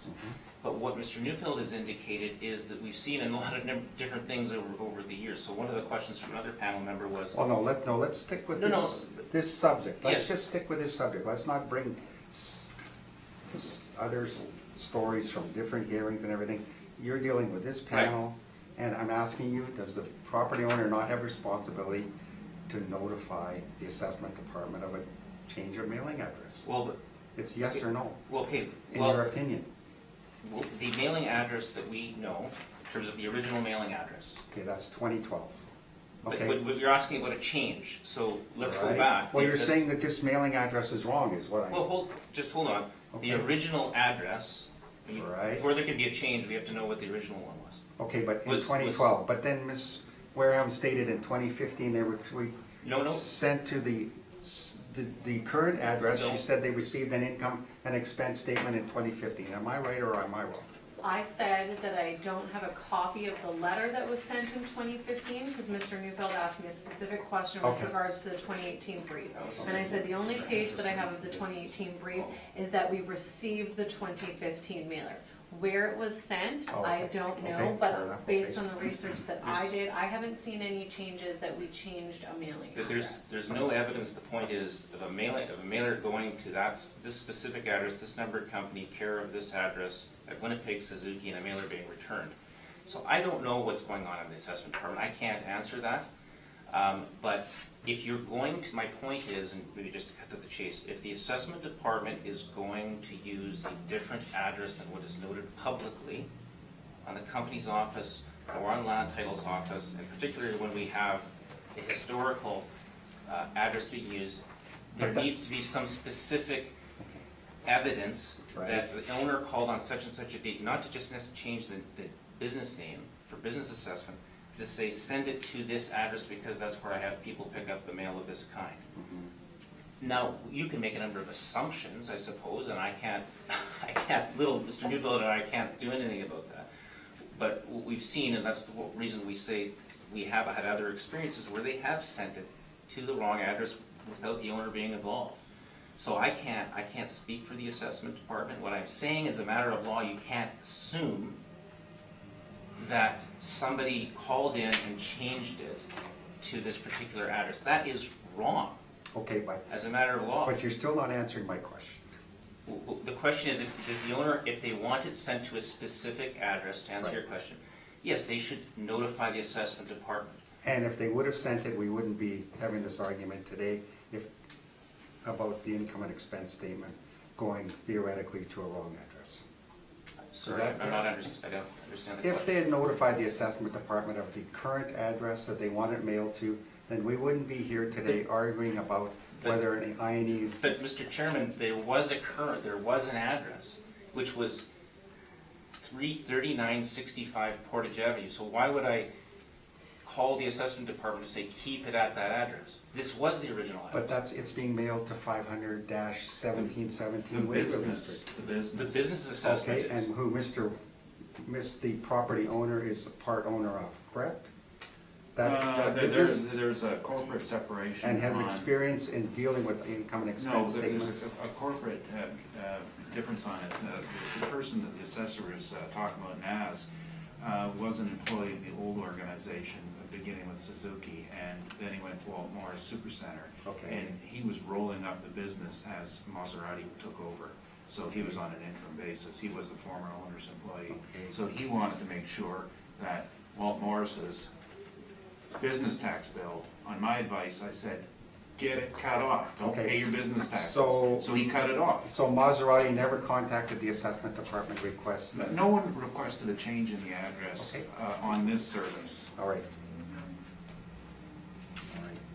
And you can't be guilty for not changing something you didn't want changed. But the tax bills were going there, the assessment notices were going there, the tax bills were being paid, the assessment notices are going there. Well, we have no evidence where they went to, but they were being paid and they have tip. And I reviewed the assessment notices, that's my job. Okay. All right, any requirement for summary before we recess? and I think it's consider- been covered pretty thoroughly. Our position Okay. is that there's related ownership. This Nazim Khan has called and changed the operating name from Suzuki to Walt Morris, from Walt Morris to Maserati. We have company searches showing related parties. Furthermore, Walt Morris, when you look in Mr. Neufeld's evidence, when you look at the Winnipeg Free Press article about Maserati and Alfa Romeo dealer, it says the general manager's name is Brendan Morris. Like, it just seems like there's a lot of related parties going on, and we have not received a mailer. That's the end of it. We have not received a mailer. Summary, in any tribunal, in any court, evidence that it seems like there's a lot of related parties falls short, Mr. Chairman, under any standard. And it is a serious penalty to say that effectively, if you reduce your assessment, you lose the benefit of that for 1 year, is a serious matter. And for the assessor to come in and with this type of evidence is not appropriate. We've provided our submission, the fact that taxes are being paid and that assessment notices and tax bills might be going to this particular property really doesn't prove the fact that the mailer went to the correct address. Okay. Thank you both. Okay, could I ask, we're gonna take a recess, consider presentations by both parties, and we'll make our decision right away. Thank you.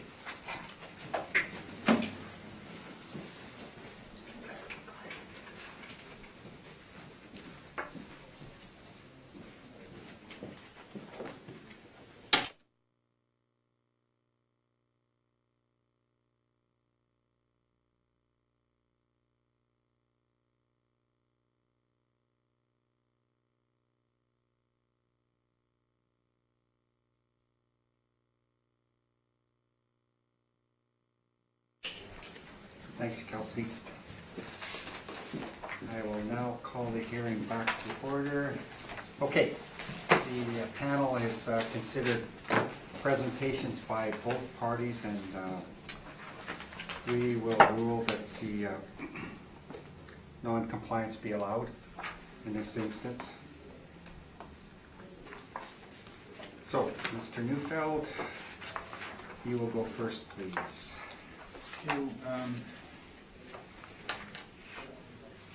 Firstly, this, in my opinion, has very little to do with valuation, but let you know that as far as, I know you asked the assessor a question earlier about two-stop compliance, and it has changed, and I'm just waiting for word from our company on what our position is on submission of documentation. I am an AECI. This valuation is not signed by me, it wasn't my work, but my presence here may or may not be part of standards, and that depends on actions as well as what the standards entail. So just a heads up warning that I'm not, to my knowledge, I'm not sure what the standards are I'm dealing with. It could be a consultant standard or review standard, or work done outside the standards altogether, all three of which are reasonable positions. So this is more of a, nothing to do with you, but a statement I have to make Okay. publicly until Fair we enough. sort it out. Yeah. Thank you. Thanks, Mr. Newfeld. So the property was custom built. Mr. Newfeld, could you read in for the record the address and the roll number and everything? You can get that wrong, you know. If we're starting with you, we might as well get it. The address is 500-1717 Waverly. I believe the roll is 0309-144-9300.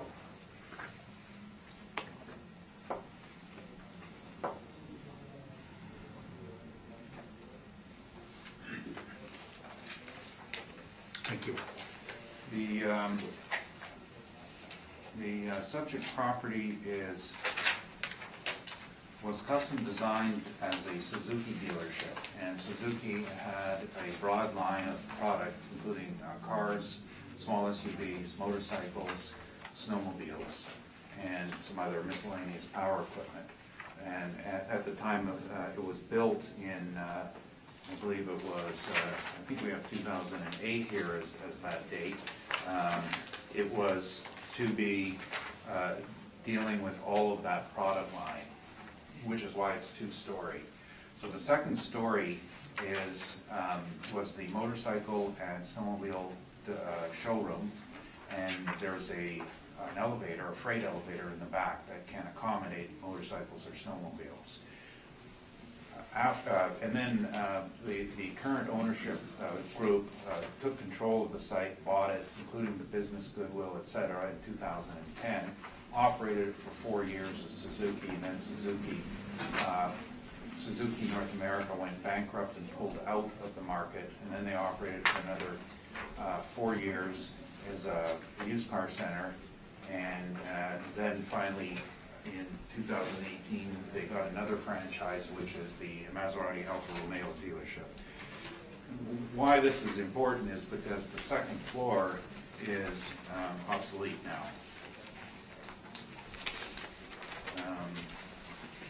I've been there several times, most recently last week. These pictures were taken last summer, and in August of 2019. Pictures of the upper level, page 6 and 7. And this was what it basically looked like from the previous use as the snowmobile motorcycle dealership. And it's completely empty. Now there are chairs there for a boardroom, but you know, you're in the business of selling cars, not holding meetings, so it is really vacant. Bottom of page 7 shows you the freight elevator, and you can see that the problem is it's not big enough for a car. The other thing they came out and discovered while they were doing this is that the floor loading may not accommodate cars on the upper level, even if they managed to renovate and put in a new freight elevator to bring them up. So, you can see that there's no workstations, there's one site that has a monitor, and that's on top of page 6, top picture, out of all of these sites.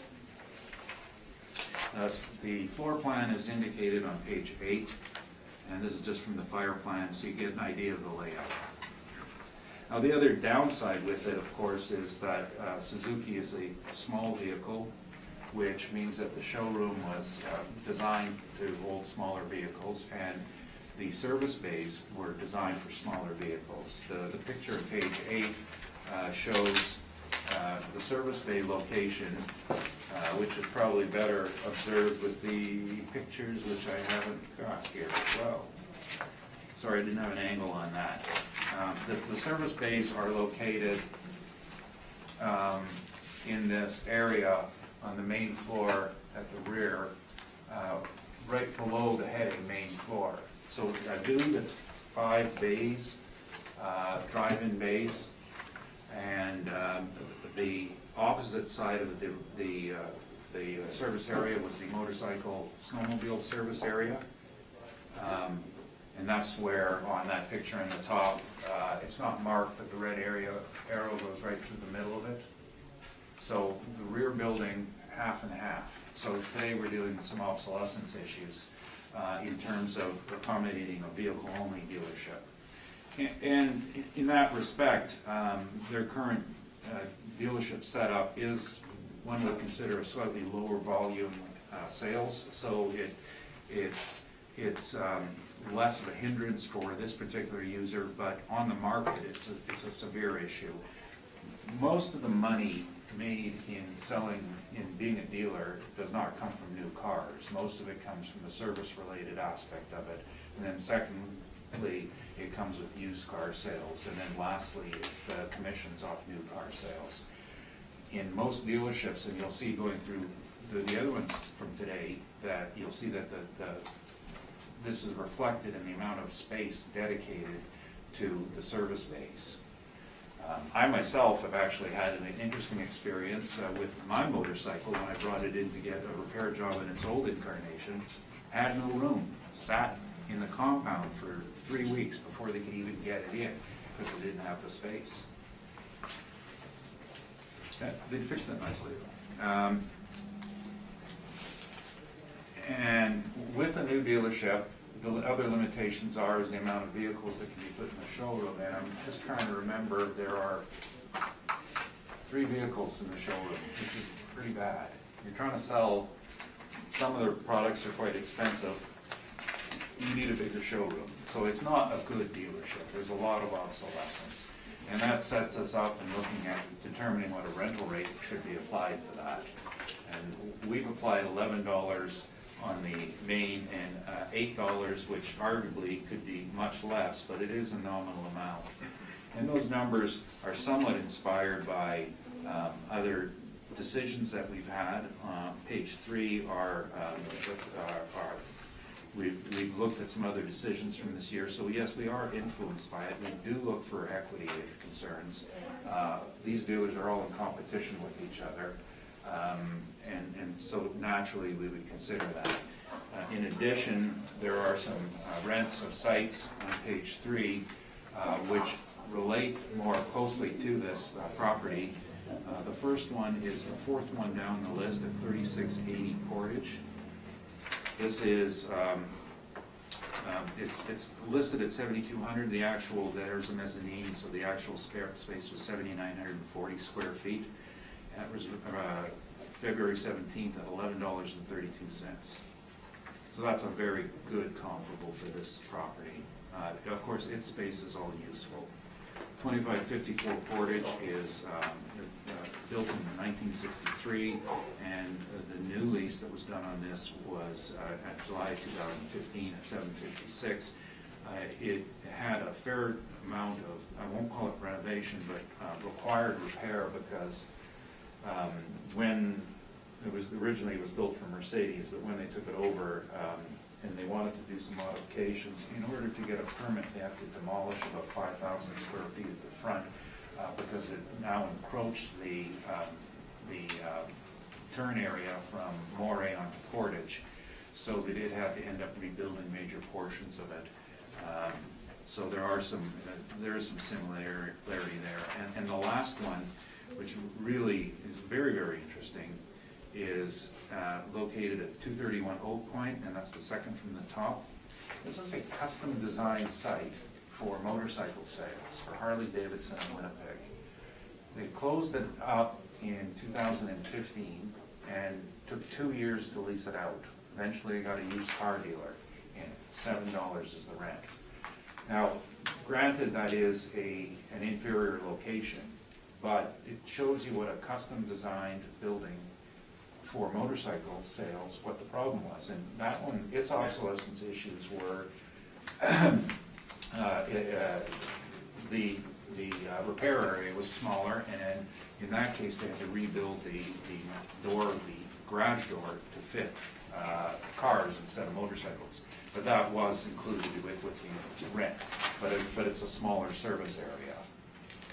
And those were some of the ones that we led to our conclusion of $11 in addition to the equity concerns. As far as the vacancy, what we're doing is we're looking at these sites as a blended property, basically half industrial, half retail. So we looked at the Johnson report and looked at actual vacancy rates. No, we didn't go down the street and look and see who's open and who's closed, because that's called anecdotal evidence. What we looked at was a database prepared by a professional who has 20,000 records of inventory of space that's available, and this is something that's relied on by professionals in the marketplace. And what we're using here is the citywide rates of 7.2 on industrial and 6.5 on retail, blended to 6.9%. This is the same methodology, and this is where I've got to watch crossing over the line again. I do a lot of valuation work, appraisals, and this is the same methodology we would use, is look at a blended rate between the two to best replicate the factors involving auto dealerships. You'll note, for example, that we're located in M2 land, so you have to put some weight on the industrial aspect as well as the retail we sell to the general public. The shortfall was calculated and estimated from actuals and estimates, and it does vary from what the assessor has, but you know, this is the way the market would look at it. In terms of structural reserve, normally what we reserve for is the roof and a reserve for replacement. In this case, we also have an elevator to be concerned about. Although I think decommissioning is probably the way to go on that elevator, and right now it's more a question of just being obsolete space. They could probably use the space below, and they're not lifting heavy items up anymore because there's nothing to sell up there. The last issue is the cap rate. Now, the property is under a strata title, commonly known as a condominium title. There are restrictions on the use, and I did hear the assessor acknowledge earlier that they're aware of this. And those restrictions are that the site has to be utilized for the sale of automobiles, new or used, or service and repair. So what it means is, in those terms, is let's just say we stop selling cars and we would like to sell, well, here's a hot market coming up. We want to do pet stores with on-site dog washing. Actually, it'd be a good building for it. Got the plumbing already in there, and it's a growing business. Can't do it. Condo restriction. Where an investor is concerned about it is, what's the alternate use? Good location, but restricted usage. And that's going to drive your cap higher, those uses. The other issue with the condominium, and I believe that Mr. Story is going to get into this as well, is that there are undistributed costs. Now, we don't have those costs for presentation to the board. On page 2 is I did not give you a very good overview map of this location. The assessor's page 3 is much better, although it's not been entered into evidence. It gives an overview of the entire condominium site, and it's covered by the cul-de-sac and the T intersection. These are all in the same condominium, impacted by the same restrictions. When the condominium was built, the owners built that street themselves, and they pay for it themselves, unlike the city costs. Now, in in the municipal board case involving Point West Auto Mall, these costs were far more formalized, and we had an engineer provide us with estimates. In those issues, the boards have always recognized the additional costs where the owner has to provide services normally provided by the city.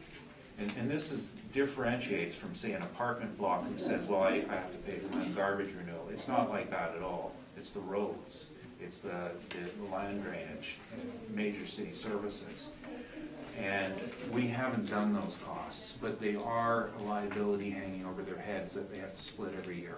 When they go to the trouble of formalizing those in an agreement, they would be covered by the same principles as Point West, which would mean that they should be deducted from their value. They haven't done it yet. And one of the reasons is that there's, well, you see here today, there's how many different owners. Every one of my properties is owned by somebody else. So multiple owners can't come to an agreement. That brings us full circle back to the same issue in the condominium. You need 80% approval to change anything, which means you're not changing your restrictions and you're stuck with the way it is. For point of interest, if you'll note in the assessor's page 3, it's the best picture, that there is a cul-de-sac almost right up front. That cul-de-sac is actually owned by the owner of the subject property. He has title to it, or this company has title to it. Now, last year, finally, the city got around to changing that to $1. For the longest time, they had it assessed at what they thought land value was. But I thank them very much. It was a joint effort, and they did change that. But that shows you, that's a liability now, though, on the cost side.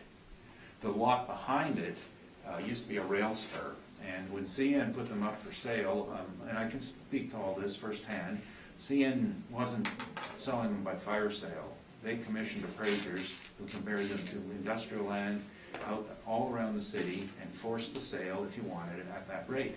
At the time, it was believed that it would allow them access from Henlow, which was better in terms of their transportation routes, because Henlow is an industrial neighborhood, and they could bring in shipments from the rear then, and then keep the front to be retail-oriented.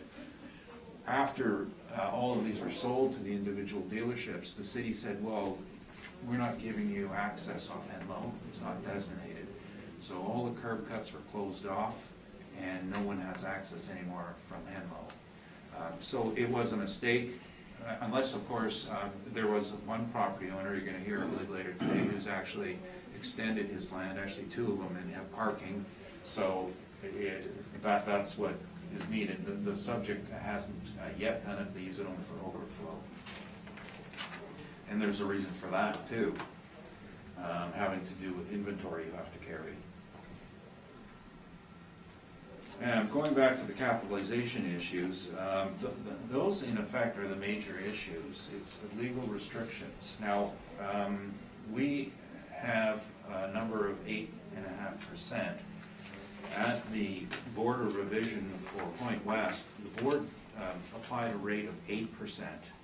And we've discussed it with the stakeholders at Point West and ourselves, and we knew that they made the adjustment for the condominium rights, and I think the consensus was, and this is where I'm not offering an opinion of value, it's more of a question of reality, is that that's probably something we have to look at for guidance. Interesting about the Point West appeal is, what's the old joke, how do you know your appeal, your value was fair? And both sides hated it. So both sides appealed that decision, but for different reasons. But we you know, on that basis, the 8% does carry some merit. So I'm going to suggest a change there on our income. So 127,690 at 8%. The previous order is 1,596,125. Less the lot at back, which is assessed at 120,000, gets my value of 1,476,125, rounded to 1,476,000. I can tell you, I know Mr. Chairman has said something about this already, but I'm exercising my freedom of speech. Over the years, The boards have done a very good job at recognizing that we have an obsolete building and virtually taking off the second floor. The last, the 5 decisions on it have all been by the board, the last one being at $1,715,000. And we have not appealed it. But it was a fair, thought-out decision to deal with the obsolescence factor, which is particular to this property. Last thing I think I want to say on this is I'm always concerned about the concept of value in use. Because these properties buy and sell in the marketplace not as real estate, they buy and sell with the business. This sold with a franchise, albeit one that proved to be a bad investment. It wasn't available without the franchise. And that was how you buy a dealership. The values of dealership sales are easily twice what market value is, because they're sold to continue selling automobiles, which since in the last decade has been a very good business. But the decade prior, it was a horrible business. So it's gonna go up and it's gonna go down. And the task we have here is to look at the market value of the fee simple. Well, firstly, of course, we have a strata title. So we have to assume that even though we're doing a strata title, we still have to deal with the legal restrictions. That's enshrined in all case law. Regardless of anything else, you still have to deal with the legal restrictions. And that's how we reconciled it, is on the cap rate side. The goal here is to imagine if the car dealership was not involved, what is its market value? Very difficult because of the legal restrictions. Limited, remember we're on rearage here, even though we have a Waverly address. Unlike the last properties you've heard, we don't front on Waverly, we're rearage. And in that respect, you have to do passive. And in the last end, and this is a very minor point, but I don't like when people say fancy cars worth a lot of money. Personally, I just don't like that. The Maserati model is based on a Jeep. That's not a fancy model. It's an Italian Jeep. Thank you. Thank you. Okay, Lindsay, any questions? I do have a few, thank you, Mr. Chairman. Mr. Neufeld, you spoke about the second floor being obsolete and vacant, is that correct? Yes. Now, I reviewed a permit from 2017 for the Maserati dealership, and you very nicely put it in your non-compliance package.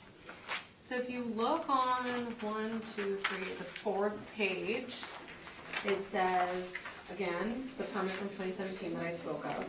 Interior and exterior alterations to the auto dealership. Maserati Alfa Romeo Motors. Interior exterior alterations and occupancy to an existing auto dealership. Interior work includes extending existing mezzanine, new UTR, new rated wall for parts department, new partitions, new fixtures, new finishes, millwork. Exterior work includes the ACM facade and framing existing parapet up and down and maintaining some outward projection. Now, our department closed this permit, and based on the notes that I read, our staff contacted the person who took out that mailer, or the permit I should say,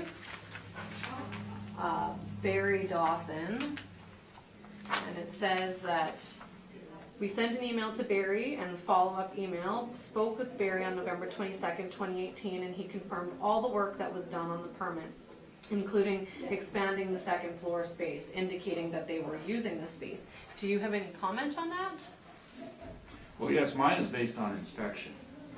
And I've inspected this property about 5 times during the period that the permit, before the permit had taken out, immediately before, 3 times twice during the construction process, and twice after it was completed. As I said earlier in my statement, it was quite clear that they had attempted to reuse it. They had attempted to reuse the elevator. Their attempts had failed, and it was left as is. So that is what happened on the site. I've been up there numerous times. I've got pictures before and after. Looked at it from previous hearings. Nothing's changed up there. They couldn't do anything with it, even though they wanted to. There's a question of nearly impossible to relocate, economically impossible to relocate the elevator, and concerns about floor loading. So when our staff inspected it and contacted the person who took out the permit, Your staff didn't inspect it. First of all, retract that. Your staff never inspected it. I You am not. inspected the permit, you did not inspect the site, correct?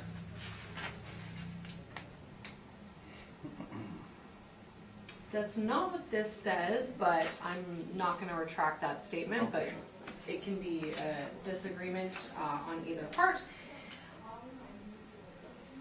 But, again, I'll rephrase my statement then. Why would Barry, who filled out the mailer, indicate to our department that they have the space? And that they've extended the space, and that everything in the permit is correct? Well, I've answered that question Okay. based on personal inspection. Okay. And if you wish to provide evidence to the contrary, I suggest you send out your own people to inspect it. Those are my questions, Thank thank you, you. Mr. Chairman. Richard, any questions? Thank you. Lynn? No questions. Okay, first of all, we've got a discrepancy in the square footage, Mr. I was gonna get to that when she was. Okay, I'm also dealing now.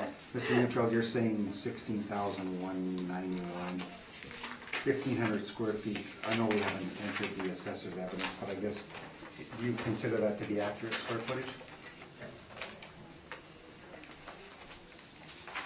Just a sec.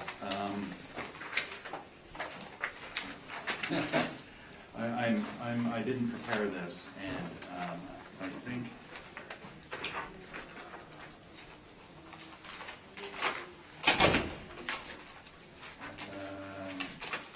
Do you have that thing I emailed you, Andy?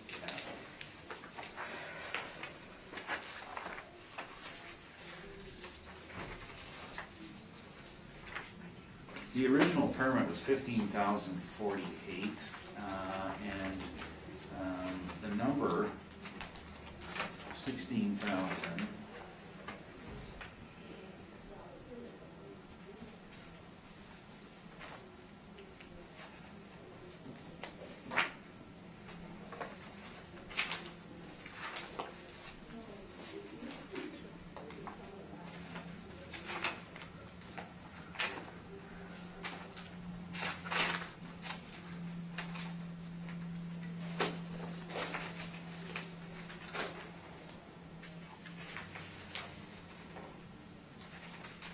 Ooh, I'm just looking at old pictures of it. Looks the same as it does today.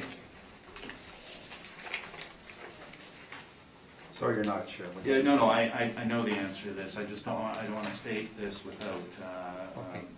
to be clear about it. We had a size discrepancy in previous years, and,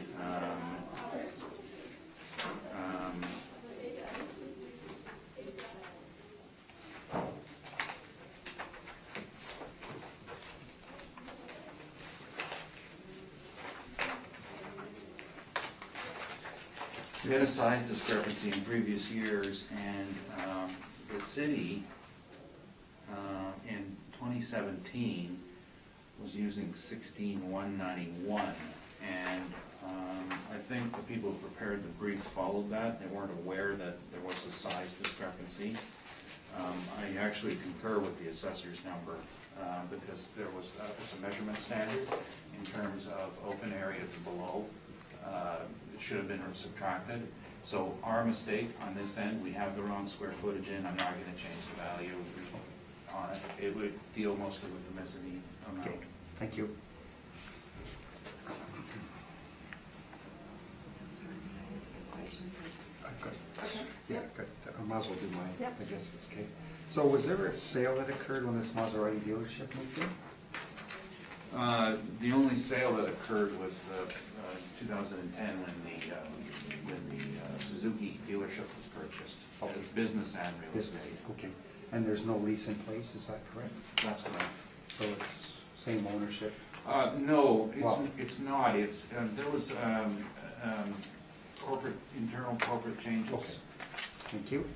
And my last question is, that Henlo, that excess land there, it's assessed at 120,000. It was a previous spur line. There's no more spur line on there. No. So it's not assessed as rail line per se. So how many square feet is that, and what was that, what's the assessment per square foot on that piece of land?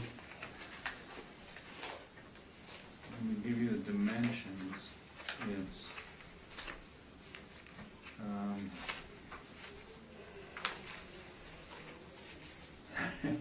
I just had it out there too.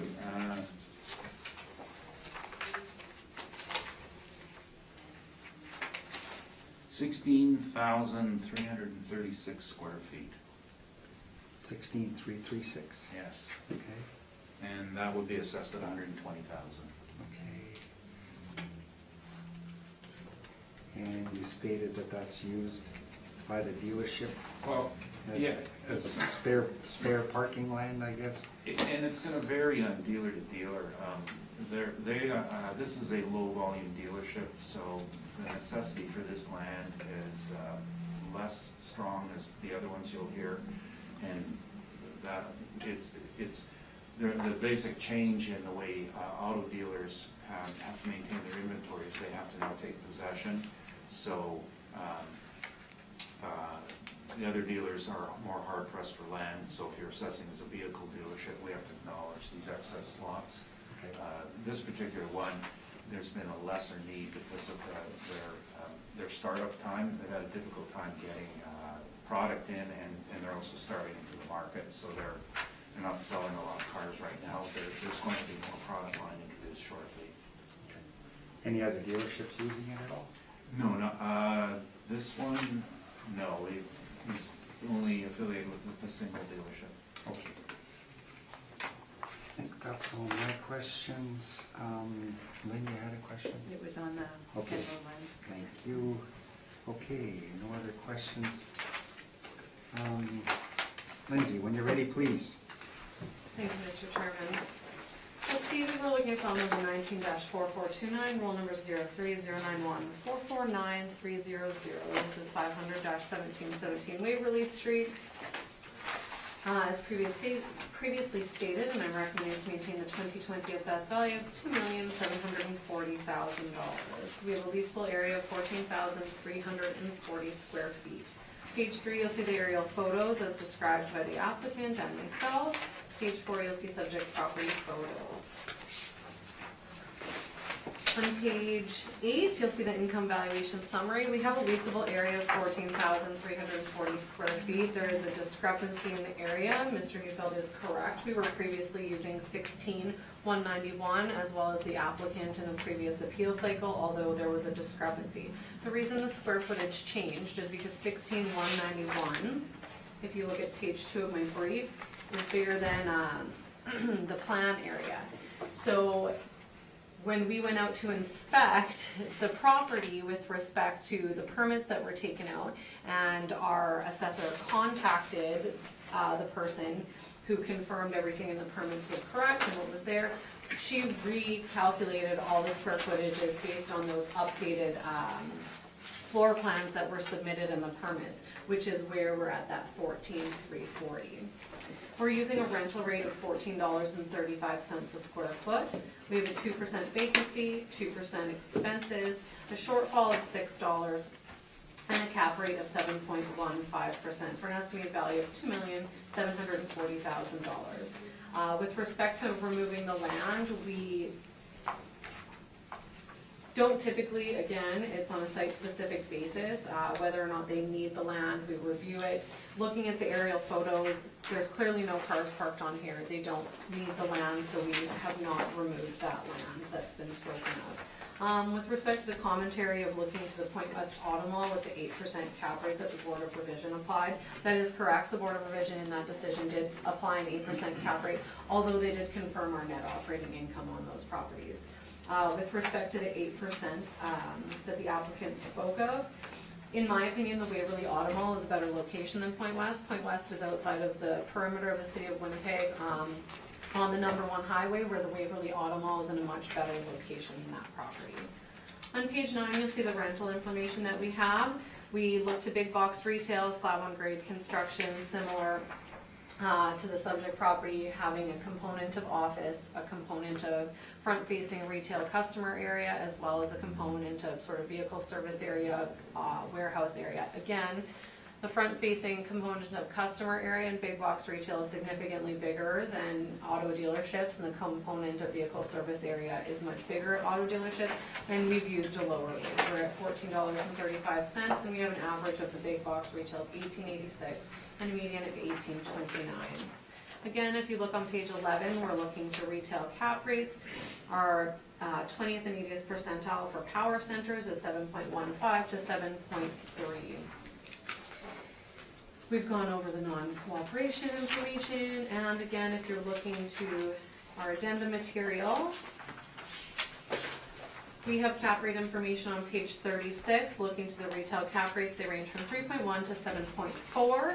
And if you turn to page 37, it's our non-recoverable expense sampling. Again, as previously stated, we have 3 non-recoverable expenses within our income stream, one of them being shortfall, one of them being vacancy, and one of them being the 2% other.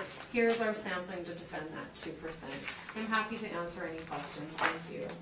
Okay, thank you. Any questions, Mr. Newfield? Yes, what were you saying about power centers? Is that the source of your cap rate line?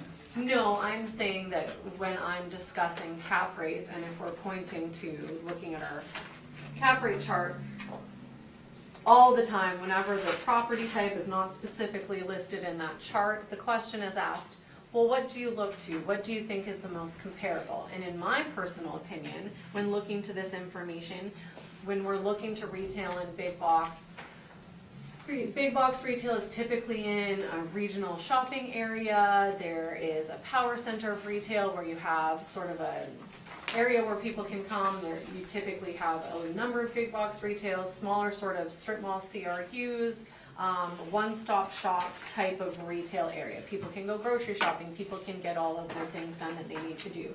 So me, when I'm looking at it and thinking about what I think is the most comparable, I think of big box retail and power centers when you're looking at an auto mall specifically, because it's sort of a one-stop shop. So that's what I'm pointing to is what I think is the most comparable. Is this a power center? A retail power center? Yes. No. And do power centers typically sell automobiles and fix them? No. And the vacancy rate you've utilized, where does that come from? It's our model vacancy rate. I can't speak to what where it has come from. Is it from a power center? I don't know the retail vacancy rates. And just, sorry, I want to back this up a bit. The valuation then that has been presented on page 8, was this all then generated by the model? Correct. Does your model make allowance for title restrictions, legal restrictions? Not to my knowledge. I can't speak to the model.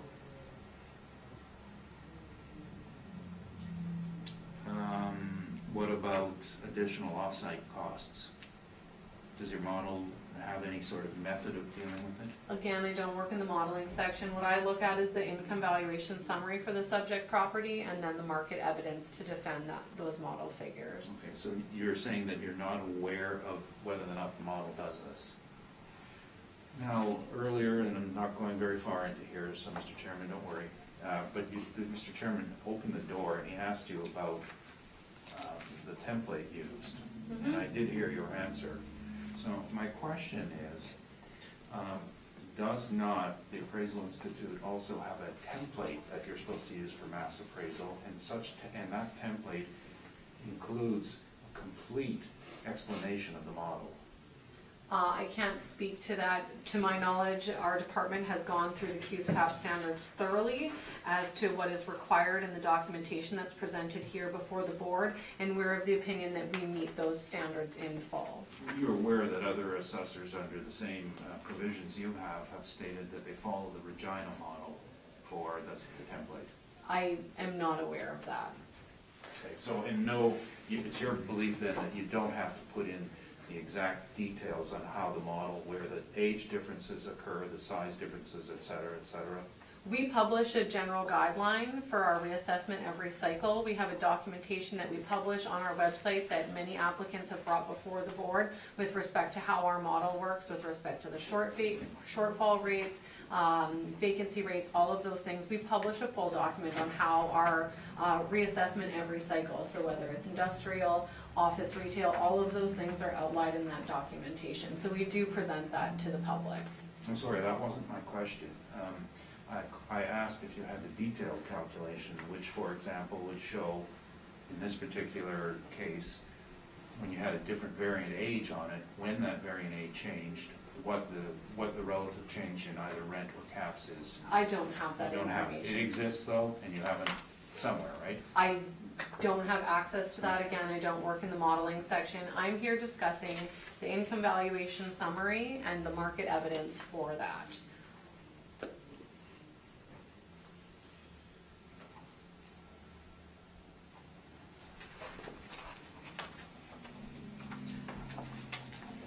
And,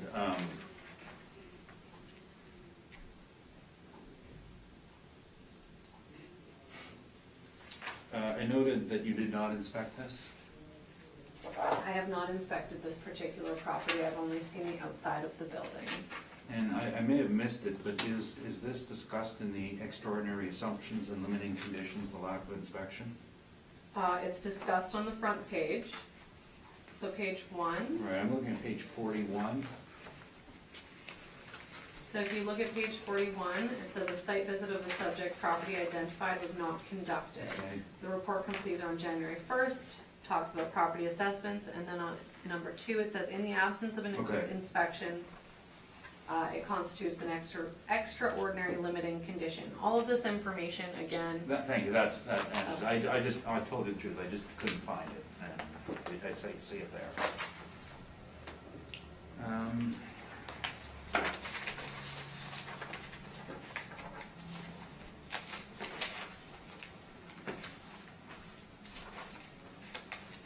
Did you prepare these rents on page 9? the rents on page 9 is the information that all of our assessors use for auto dealerships. They've been seen by yourself many times. They are prepared for the defense of our vehicle dealerships. Did you prepare these? I did not prepare them, they're the ones that we use for all of them.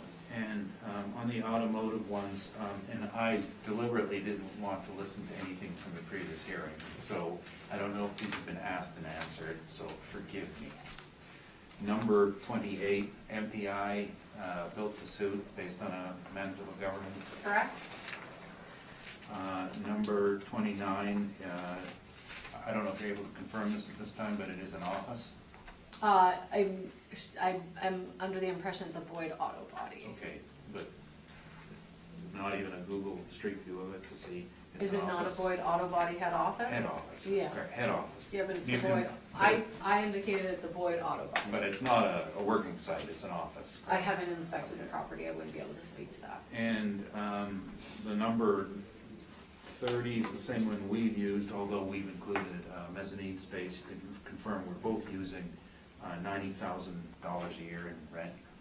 I don't know what the total rental is on it, if you're saying it's 90,000. Yeah, okay, well, all right. And the last one was part of a purchase of the dealership, and it was termination lease with a buyout at the end, correct? Correct, I So- did state that. Pretty much under the definition of market value, going back to USPAP, would likely not be supportable as a market indicator. At the previous hearing that you didn't listen to, I did indicate that there were cautionary notes with these auto comparables and that we were relying on the top ones, but we were just showing them and indicating that there were cautionary notes with respect to each of them. Thank you. Those are my questions. Thank you. Lynn, any questions of the assessor? Just a little one about your rent. So you've used 1435 in your model, and the model has applied that to the entire leasable area, no distinction between first and second floor? We always apply a whole rate to our vehicle dealerships. If you note at the top, it's called a VCD. That's a complete auto dealership. So in all dealerships, there's a portion of warehouse space, vehicle service area, office space, customer space, part space. Those rates that we apply encompass all of those spaces. So we actually don't separate out the vehicle servicing area from the office area and apply different rates to them because our model looks at it on the whole of what a complete vehicle auto dealer is. Are many dealerships two-story? There's a number of dealerships that do have a second mezzanine floor where there's offices and such like that. Okay, thank you. Thanks, Liz. Richard? I'm fine, thanks. You okay, Richard? Yep. No questions? Is there a question arising? Or are you just discussing something? No question. Okay, thank you. And I have no questions. Okay, requirement for summary on this property at all? I think everything. Either party? We're good? Okay, that concludes 500-1717 Waverly. I think we're gonna have we're gonna recess for 7 minutes. We're not gonna do that. Mr. Chairman, are we going right through or it's 12 o'clock now? Oh, okay.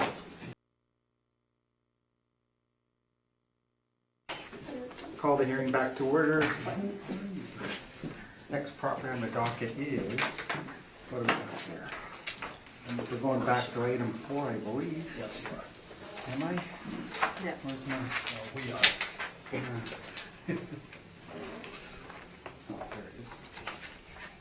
So we're doing item 4, which is 1717 Waverly Avenue, Unit 400. Just dealing with the 2020 Realty appeal, no other issues. Lindsay, when you're ready, please. Thank you, Mr. Chairman. We're looking at file number 19-4408, roll number 03091-449-400. Again, this is 400-1717 Waverly Street. I'm recommending to maintain the 2020 assessed value of $2,893,000. This is the Winnipeg Kia dealership located in the west half of the Waverly Auto Mall. We have an effective and actual year built of 2007 and a leasable area of 15,290 square feet. If you turn to page 3, you'll see the aerial photo of the subject property as previously described. On page 4, you'll see subject property photos. On page 6, you'll see land sale information. On page 8, you'll see the income valuation summary for the subject property. We have 15,290 square feet. We have a rental rate of $14.21 a square foot. We have a 2% vacancy, 2% expenses, a $6 shortfall, and a 7.15% cap rate for an estimated value of $2,893,000.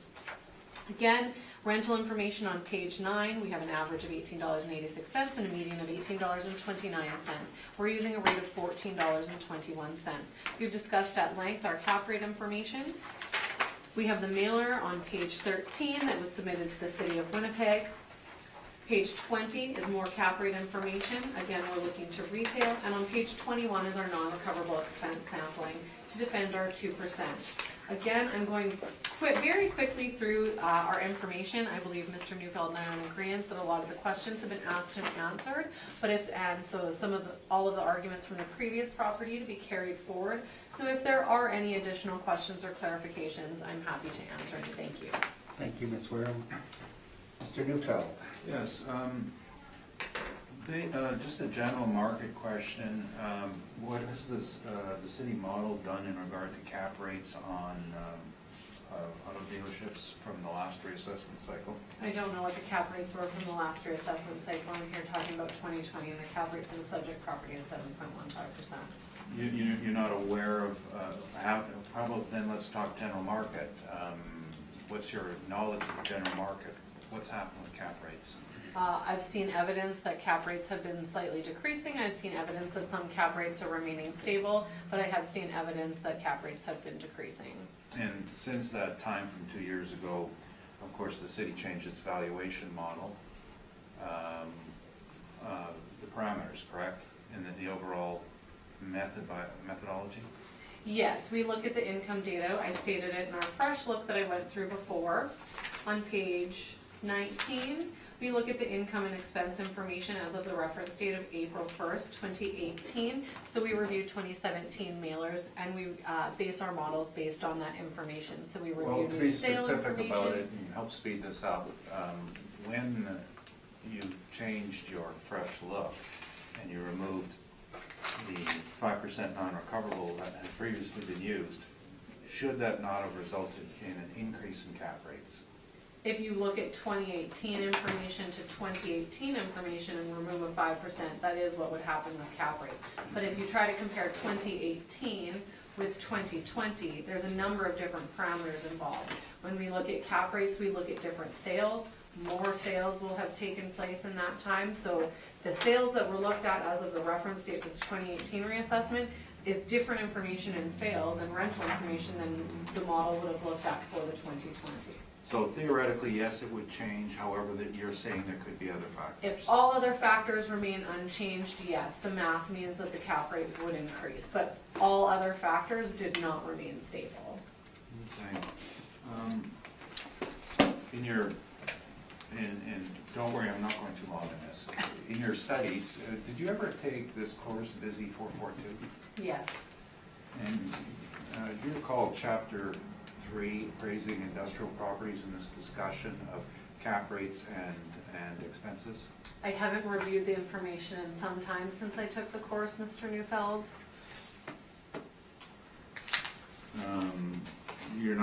You remember that it says that when you take out costs, expenses, you have to increase your cap rate accordingly? Again, that is how the math works. But it's not just math, it's theory that says that somewhere you have to take an account for not applying expenses. Our information from our model is based on income and expense information that is reported to us as of the reference date, as well as sale information that's reported to us as of the reference date. So we look at a lot of information as of the reference date. This isn't just taking theory and removing things. We're looking at raw data and information as of the reference date and making our conclusions and analysis as such. Well, they're just going to read this line to you.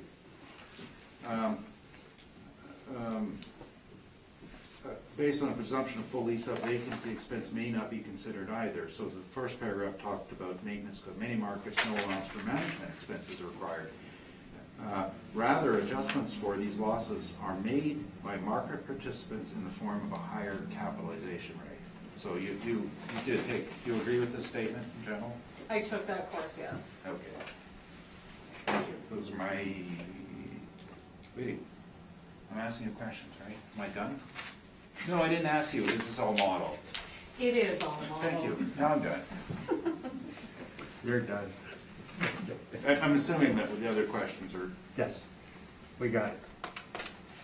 Lynn, any questions? I have no questions. Richard? I have none, thanks. And neither do I. Mr. Neufeld, when you're ready, please. so it won't take long. I'm just gonna go through it very quickly. Just a mathematical calculation. I'll get up and distribute it. Here's 4 for you. Okay, go. 4. And this is rebuttal or? Rebuttal, yes. Questions answered about cap Oh, rate. okay. And less than a minute. Last page, you'll see in my brief that we say that cap rates have actually increased. This is another one I saw on the internet. This is CBRE's rate, so this is the last page. It shows that between 2014 and 2019, rates were stable, no change in the market. So remember the statement, all other things considered. Well, this is all other things considered, stability. Has been that way for 4 years. Now, the effect of taking out 5% on the expense side means that the cap is going to be higher. So on the first page, and this is just an analysis of, the details are inside. You're up to 40 seconds already. You just took some of my time away. First page, the blue line is the actual cap for actual properties in the model. Now, if you took off the 5%, that should result in the red line. The cap goes up 5%. That's math. That's theory. But instead, the green line happened. They all decreased. There's an error in the model. Okay, thank you. Questions? I do have some quick questions. Thank you, Mr. Chairman. Mr. Neufeld, looking at all the data that you have within this study of yours, you'll note that on almost all of them, rental rates are different, we've got different vacancy, different parameters. So it isn't all other things being equal, because our models and our cap rates from our models are based on reconstructed net operating incomes applied against time adjusted sale prices. When you're looking at the reconstructed net operating incomes, or incomes from the model, there are different parameters on almost all of them with respect to vacancy, rental rates. Would you not agree that things have not remained stable? So it is misleading to say that the cap and the model is wrong just because it hasn't increased. Well, the vacancy rate, for example, the car dealerships is the same. The shortfall rate is 50 cents off, which works out to 0.2 of a percentage, not 2 percentage points, 0.2. And the differences in the rent are a question of a cap rate has to meeting the market. So this is the math and the theory supported by what's been taught. It should have gone up. That's all. Those are my questions. Thanks, Thank you. Mr. Chairman. Thank you. Okay, my turn here. Okay, this is a Kia dealership, and if you're looking at the sale, it was purchased by my client with the Kia dealership. It was part and parcel of it. Earlier I talked about land area, and you can see that he also bought his, with his sale, actually, the previous owner had purchased the old rail spur in the back. They are using it, they need to use it. The insolvencies in the last decade in the major dealers caused a change in selling cars to from manufacturers to dealers, in that now they're sold, title is given, get off my lot. There used to be a large compound on Archibald that they could all share from, and the auto manufacturers paid for it, and you could go pick a car, and if you wanted to sell, keep lower inventory. Now all of them require larger inventories. So at the time this dealership opened, 3.1 acres was nice, it was enough. Now it's not. Not only do they have to use the lot at the back, they have two other lots in the city. One they had to purchase at 550 Pembina to use the excess for their, and that's the old Jerry Gordon site that they purchased for their overflow of inventory. And then they have a third site that they now own at 3700 Portage, which is a Hyundai dealership. And their other site is on King Edward, which is an auto body repair shop. So there have been land acquisitions to keep up with it. So the concept is, if you want to tax me like an auto dealer, you gotta remember I need more land. That's why we're subtracting the lot in all these cases. The rent we're using is $11. You've already heard the issues. You already know that that's the same rate that everybody in Regent got for similar sized property. That's an equity argument, I understand, but I think it's important. And the cap rate we're changing to 8% in regard to that decision at Point West. My number now is $1,694,350. We do believe the lot should be subtracted at $309,000, so that leaves us with a value of $1,385,350, and rounded to $1,385,000. Now I look at last year's decision, and well, sometimes they happen, sometimes they don't.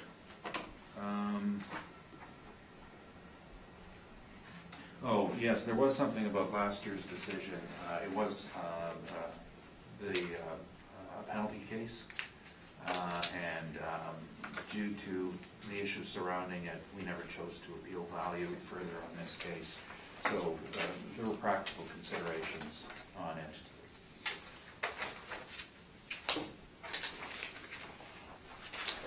Is that it? That's my presentation. Thank you. Lindsay, any questions? So you revised your value to a total after deducting the land of $1,385,000? Right, that's right, and with the land, $1,694,000. Okay. And you spoke about the 2018 appeal that you didn't appeal to the municipal board. What was the value on the 2018 that the Board of Revision placed on it?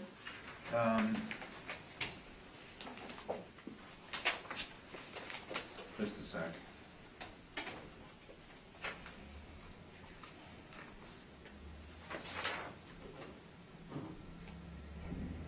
Okay, sorry, what was your question again? I was reading it. What was the 2018 value that the board decided? We spoke about the board order. It was $2,285,000, and it was based on an 8% cap rate and the assessor's NOI. But there was a penalty application applied to this. Okay, thank you, those are my questions. Thank you. Lynn, any questions of the appellant? So this little bit of land on Henlow, the 309,000 that you're deducting, and that's the assessed value? Yes, and you're gonna ask me what size it is, so I'm looking.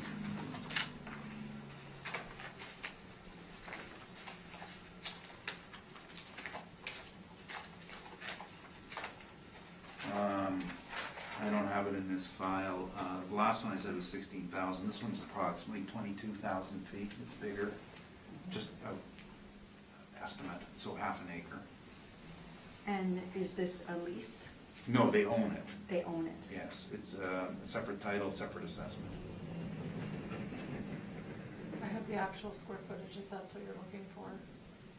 Oh, that's great. Okay. Yes, please. It's 21,516 square feet. Thank you.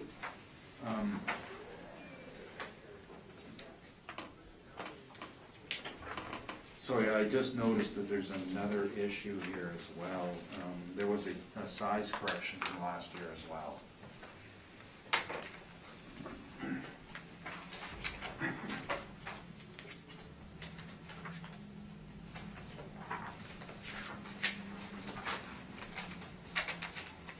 The square footage?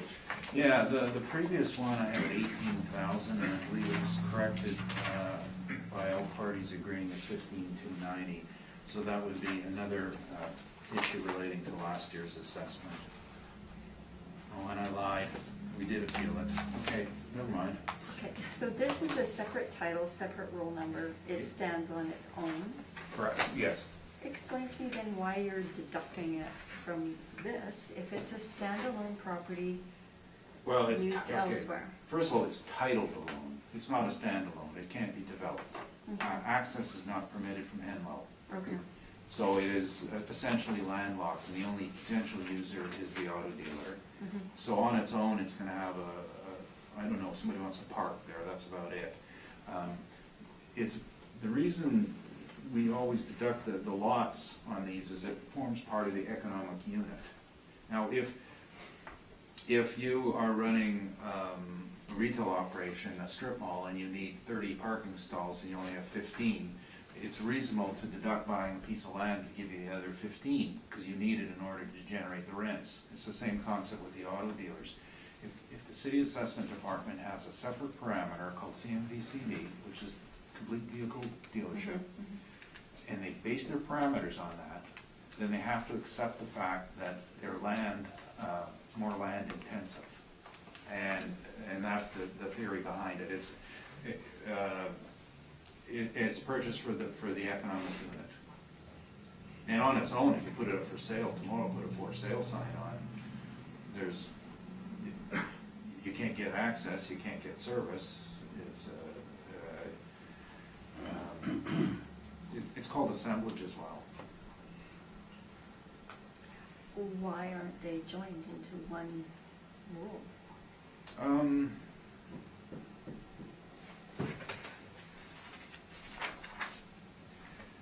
Well, if you look, this is basically a client decision. Now, on the assessor's page 3, the 4 properties at the on the north side that are the westernmost are all represented by me. I have advised them that I don't think it's a good idea to join them unless we can do it at a time when the assessor, the assessor can promise timely delivery, because it'll bog down the system by having supplemental assessments out. If they said to me listen, January 1st, 2021, it's an off year, we'd like to merge them, we'll have it out in 3 weeks, we would agree. But it doesn't work like that. They spend a year and then it's requiring extra fees, so we want it joined. Now, the other property on the other side of the tracks is Shaw. You'll notice that they had theirs done. but their reasoning was totally different. They had they bought the Melrose site, and then they had their own site, and then they wanted it reconfigured. They have, they at one point had 4 properties, and now it's entitled to 2, and it's an operational decision. I think you've answered it. I understand the economic piece. Thank you. I Thank have you. no further questions. Richard? None. I have none either. Any requirement for summary? I have a redirect based on that line of questioning with respect to the merging of the property. All right.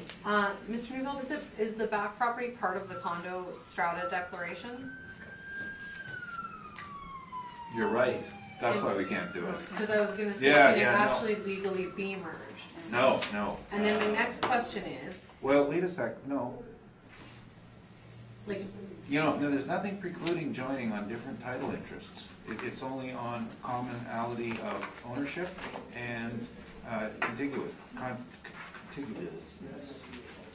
and did I hear you say that the owner would want it merged? Yes, I've advised them that when the opportunity presents itself on a short, can be done in a, as I mentioned, a short time frame, we would like it merged. But we don't want the supplemental to come out June 27th, right after the appeal. Now, you're using a value of 309,000, and if I've calculated the math correctly, at 21,516 square feet, it's at $14.36 a square foot. If you're saying that it's not developable, do you think that's an appropriate value to be deducting? Absolutely not. And, but as with all properties, is that we're not gonna appeal further if it's resolved on one way or another. We don't want both ways. And I think you probably are aware of at least 6 other occasions where we've had to deal with this, and sometimes you have to trust my promise, which has always been held.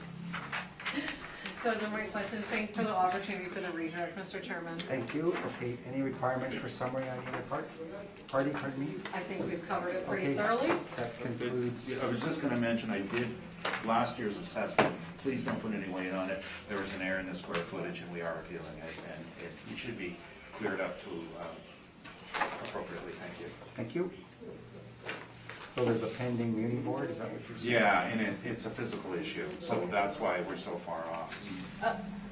I've reviewed this history, and I don't have any record of a pending board on this for the 2018. Oh, I got it right here. Okay. All right, so that concludes unit 41717 Waverly. And the last property for Mr. Newfeld is 1770 Waverly Street, unit 520. No other issues in the 2020 Realty Appeal. And just a copy of my rebuttal entry into that one as well, then I don't have to go over it. I've got a spare. I got a spare. have, Oh, you got 2? two, actually. Okay. So we're looking at file number 19-4435, roll number 03091449200, address 5201717 Waverly Street. This is Jerry Gordon's Small Car Center. I'm recommending to maintain the 2020 assessed value of $3,128,000. We have a 2018 value on this property, which is a Board of Revision decision, at $2,464,000, which was not appealed to the municipal board. For the property, we have an actual and an effective year built of 2014, a leasable area of 16,134 square feet. If you look at page 3, you'll see an aerial photo of the subject property as previously described. On page 4, you'll see subject property photos.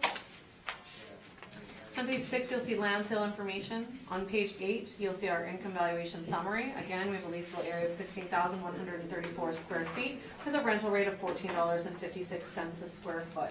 We have 2% vacancy, 2% expenses, and a $6 shortfall. We have an overall cap rate of 7.15% for a value of $3,128,000. Again, our comparables have an average of $18.86 and a median of $18.29, and we're using $14.56. On page 11, you'll see cap rate information. On page 13, you'll see the mailer that was submitted to this property owner. On page 16, you'll see the construction permit from 2014 for the new construction for the foundation as well as the dealership on pages 16 and 17 for a total declared permit value of $3,520,000. On page 21, you'll see cap rate information, and on page 22, you'll see our non-recoverable expense sampling with a median of 1.06%, defending our 2% that we have applied on the income stream. That's my presentation, and I'm happy to answer any questions. Thank you, Lindsay. All done by the model? Yes.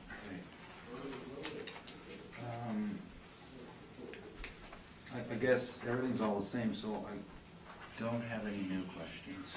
Thank you.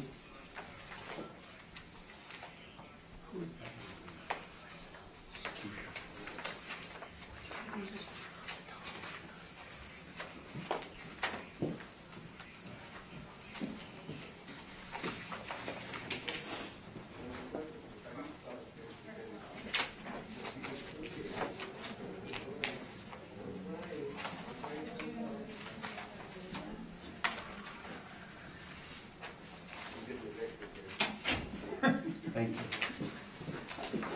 Thanks, Gus. So Rocky, you've got no questions. Richard, any questions of the assessor? None, thanks. Lynn? I have no questions. Okay, thank you. And neither do I. Mr. Neufeld, when you're ready, please.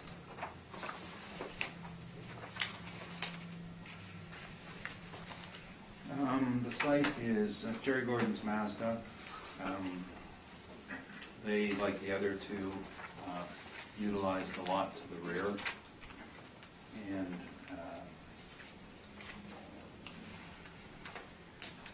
in their case, they were one of the last ones to develop in the auto mall, and they're paved to the end. Again, no access from Henlow.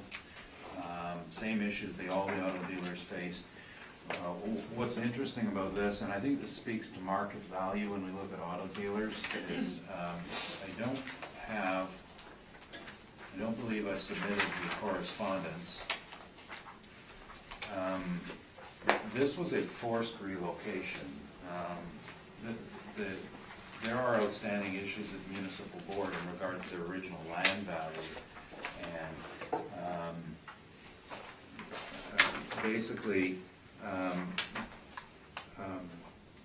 Mazda Canada said, letters here, buy the land or we'll give the franchise to somebody else. So they didn't want to be here. They're, as I said, most of the business in auto dealers is service. Their site at 550 Pembina was better suited for that. They are now selling more new vehicles, but that's third down the list of profit centers in any automobile dealership. Also, as a dealership that was more modern, you can see, for example, page 6, that even in their location now, that almost half the site is set aside for repair of earning money on maintenance side. So that's the model for a dealer is dealers want service business, the manufacturer wants to sell new cars, and the manufacturer told them all to go to this auto mall. Now, so we, the same as the others, this speaks to property rights too as well. This isn't where they want to be, this isn't the location they want, but it's where they're at. So $11, the same as the other dealers, and we've adjusted the cap rate to 8%, which is $1,800,600. We do have the extra lot, Henlow at $248,000. So that gives us a net value we're seeking of $1,552,600.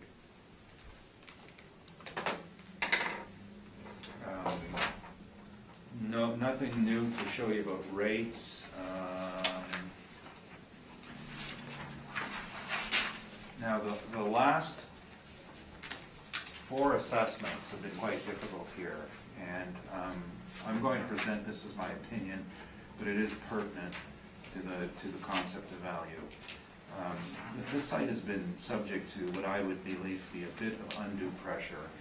Firstly, there was the original sale that the city assessor is failing, is putting their weight on the sale of the land in previous cycles and trying to uphold that value when it's clearly a forced sale, not covered by market value. And the last two cycles, the next two cycles after that, there have been attempts to ask for increases, which the board has denied. The last cycle, there was a penalty, a frivolous penalty request. And those are my words, frivolous, that it was a frivolous request. The board clearly denied it. And just so you know, it was the same board that applied the penalty on the one we just saw before.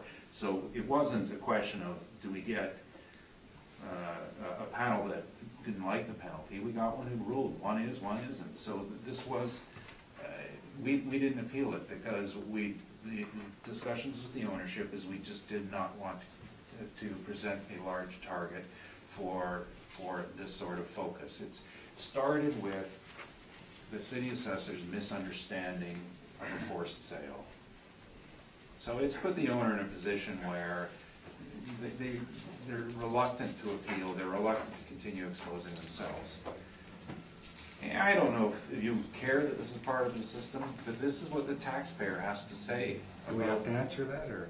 No, I know, but this is what the taxpayer has to say, and I'm just presenting it honestly. Okay, point taken. Okay.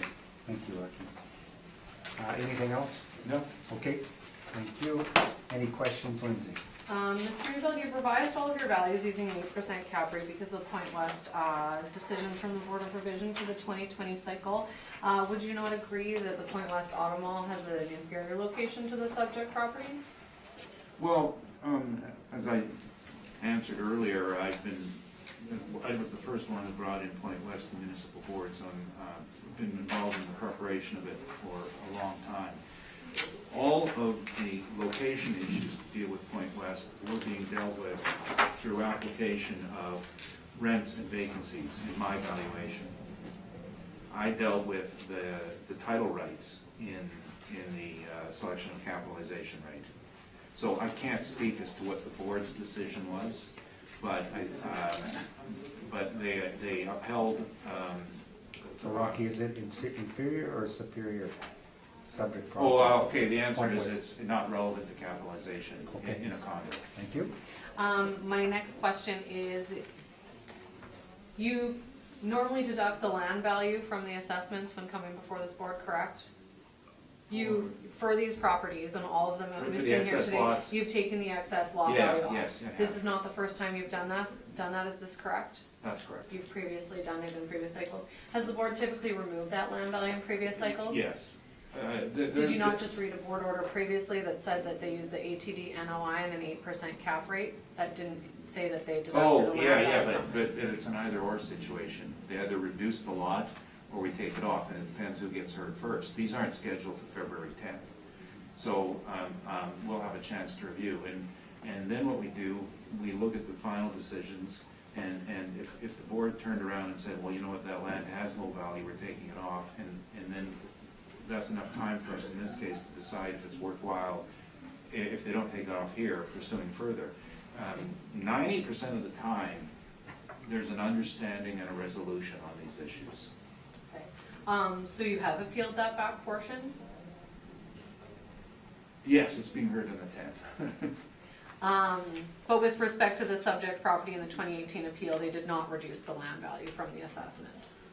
Yeah, but I think we had a reduction in the land value, because we had a number of reductions on land value. We had there were some recommendations made prior. You're testing my memory here, because I know, I told you the cul-de-sac was reduced to like $10, and the other ones were all changed. I think you've answered my question. Thank you, Mr. Chairman. Thank you. Len, any questions? I have no questions. Richard? I have none. Okay, and neither do I. Any requirements for summary from either party? I think we've covered it very thoroughly. Real short. Okay, We have always kept our word on the land value issue, and we will continue in the future. It's a balancing act. okay. $11 rent, same as downtown. 8% cap, same as the other downtown. Thank you. That concludes 520-1717 Waverly Street. Thank you, Mr. Newfield. I believe you're done. Does anybody need a break? Really good. We lost our Helen. He needs a quick break. Yeah. Thanks, Rocky. Bye.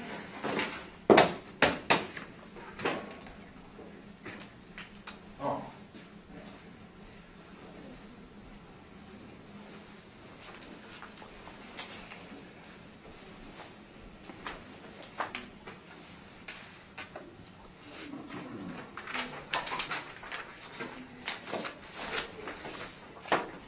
Sure they're okay. Oh, yeah, Okay. we'll live. Okay. Yeah, well, not an option anymore. You gotta go get shots. Okay, good job.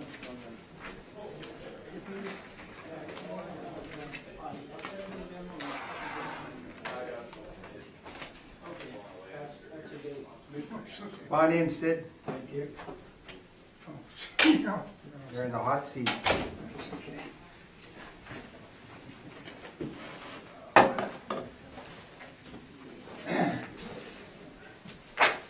Excuse me. Please state your name, Sid Story. and do you swear to tell the truth, the whole truth, and nothing but the truth, so help you God? I do. Thank you. Good afternoon, is it? Good afternoon. Yeah. Mr. Story, okay. Next property in the docket is 1717 Waverly Street, Unit 600. We're dealing with the 2020 realty assessment only, no other issues. When you're ready, Ms. Ware. Thank you. We're looking at file number 19-4673, roll number 03091297600. The address is 600-1717 Waverly Street. This is the Toyota dealership in the Waverly Auto Mall. I'm recommending to maintain the 2020 assessed value of $6,225,000. We have an actual and effective year built of 2013, a leasable area of 34,343 square feet. If you look at page 3 of my brief, you'll see an aerial photo of the subject property. On page 4, you'll see subject property photos. On page 6, you'll see land sales. On page 8, you'll see our income valuation summary. We have a leasable area of 34,343 square feet, as previously stated. We have a rental rate of $13.62 a square foot. We have a 2% vacancy, 2% expenses, a $6 shortfall, and a cap rate of 7.15% for an estimated income value of $6,225,000. On page 9, you'll see our rental information. We looked at big box retail. We have an average of $18.86 and $18.29. On page 11, you'll see cap rate information. We're looking to retail. I would think that the most comparable are retail power centers, as this, in my opinion, is a power center of auto dealers. On page 13, you'll see the income and expense mailer that was submitted to the city of Winnipeg. On page 23, you'll see our cap rate information. Again, we're looking to retail. It ranges from 3.1 to 7.4%. We are on the higher end of that range. And on page 24, we're looking to the non-recoverable expenses. We have 2% and we have a median of 1.06% for non-recoverable expenses, in addition to our vacancy and shortfall that we apply for non-recoverable. That's my presentation, and I'm happy to answer any questions. Thank you. Thank you, Lindsay. Sid, any questions of the assessment? Yes, thank you. Ms. Warden, you didn't have an opportunity to inspect the site? I have not been in this property. I've only been outside of the property. And do you know offhand, is there a mezzanine in the site? Let me look at my records.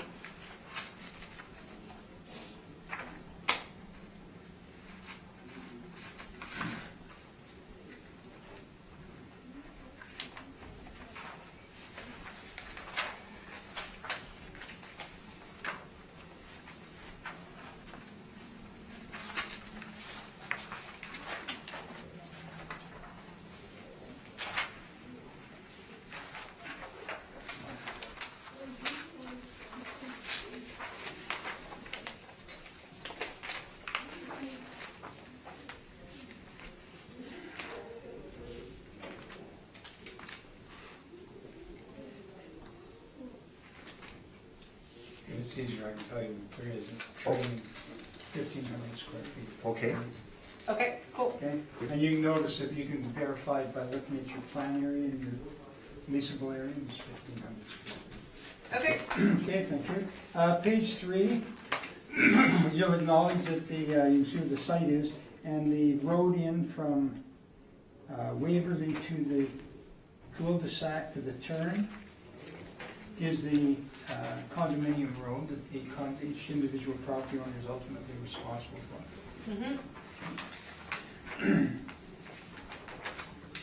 And then there's your subject photos from outside.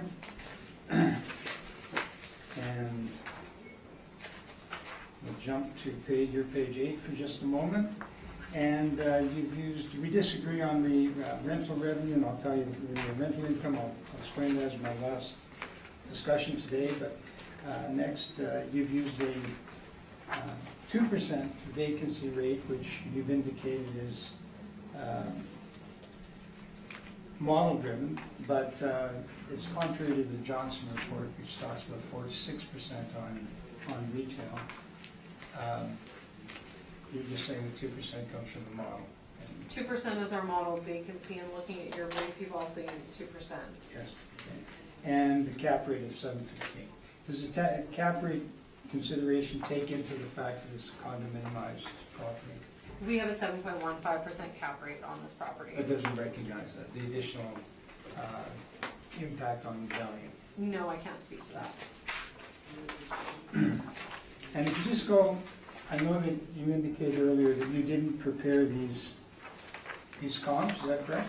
These are the comps that we use for all of our auto dealerships. We come in with the same evidence on. And these are big box retail stores. Correct. They're not flex warehouses. The subject property is not a flex warehouse. Why The is it subject not a property flex is an warehouse? auto dealership.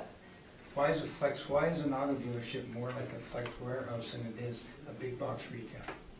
It's a matter of opinion of what someone thinks it's most comparable to, and our department thinks it's most comparable to big box So retail. there are no flex warehouses in this summary, it's all retail. It's all retail. Okay.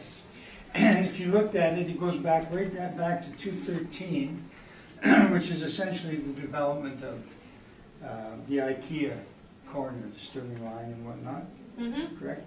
So you go back 5 years, if you went back just the 217, there's 1, 2, 3, 4, top 4, and they have a $14 median, is that right? Pretty easy because there's 2 at 14, 1 at 12, and 1 to 18. So the median would be $14 in 217. Correct. And that is a big box retail, correct? Again, that's a very small sample size, and when you're looking at ratios and statistical analysis, the smaller the sample size, the less reliable the results. I won't hound you about this, but I do want to ask about a couple in particular. 817 St. James Street, your comp 15, what is that building? I can tell you in just a second. That's what I asked. Comparable number 15, 817.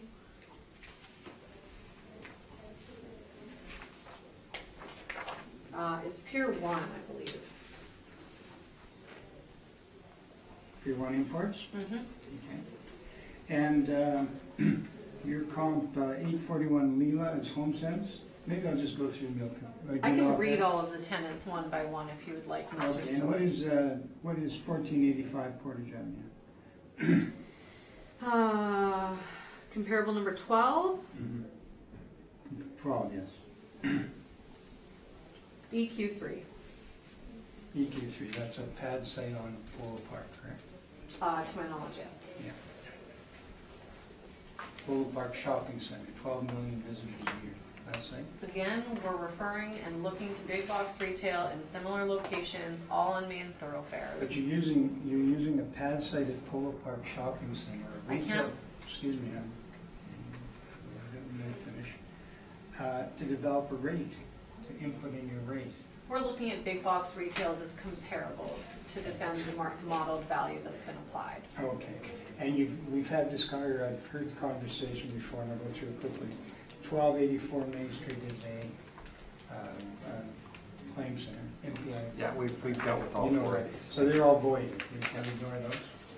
I Thank you. indicated that they have cautionary notes and that our main reliance is on retail rates. Okay. And those will be all my questions. Thank you, Sid. Lynn, any questions of the assessor? I have no questions. And Richard? Just one. This is a Toyota dealership. Correct. On page 15, the mailer. Okay. Is that a Honda logo? This is the financial statement that was submitted. It does say Honda. Previously, these properties have been non-compliant, and so I think they went to great lengths to be compliant. I can't speak to the information that was submitted with respect to Honda. I know this is Crown Toyota, and there's a lot of Crown properties within this. Crown Honda is here, Crown Nissan. They have their collision center that is for the Crown Corporation. Again, we're not looking to this mailer. This is an owner-occupied property, so we're looking to market information. That should be right. To the information, again, I can't speak to what was submitted. Maybe that's a better question for the applicant as to why a Honda logo would be submitted on a Toyota dealership. I'm not quite sure, but I didn't submit this information. We'll get through. Thanks, Richard. And I have no questions. Mr. Story, when you're ready, please. Yes, thank you. Please go through the description.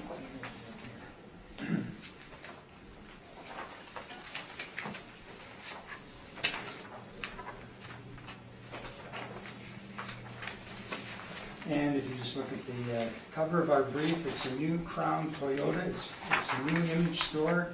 They had a very successful Toyota store on the other side, on the east side of Waverly. It was called Sunrise Toyota.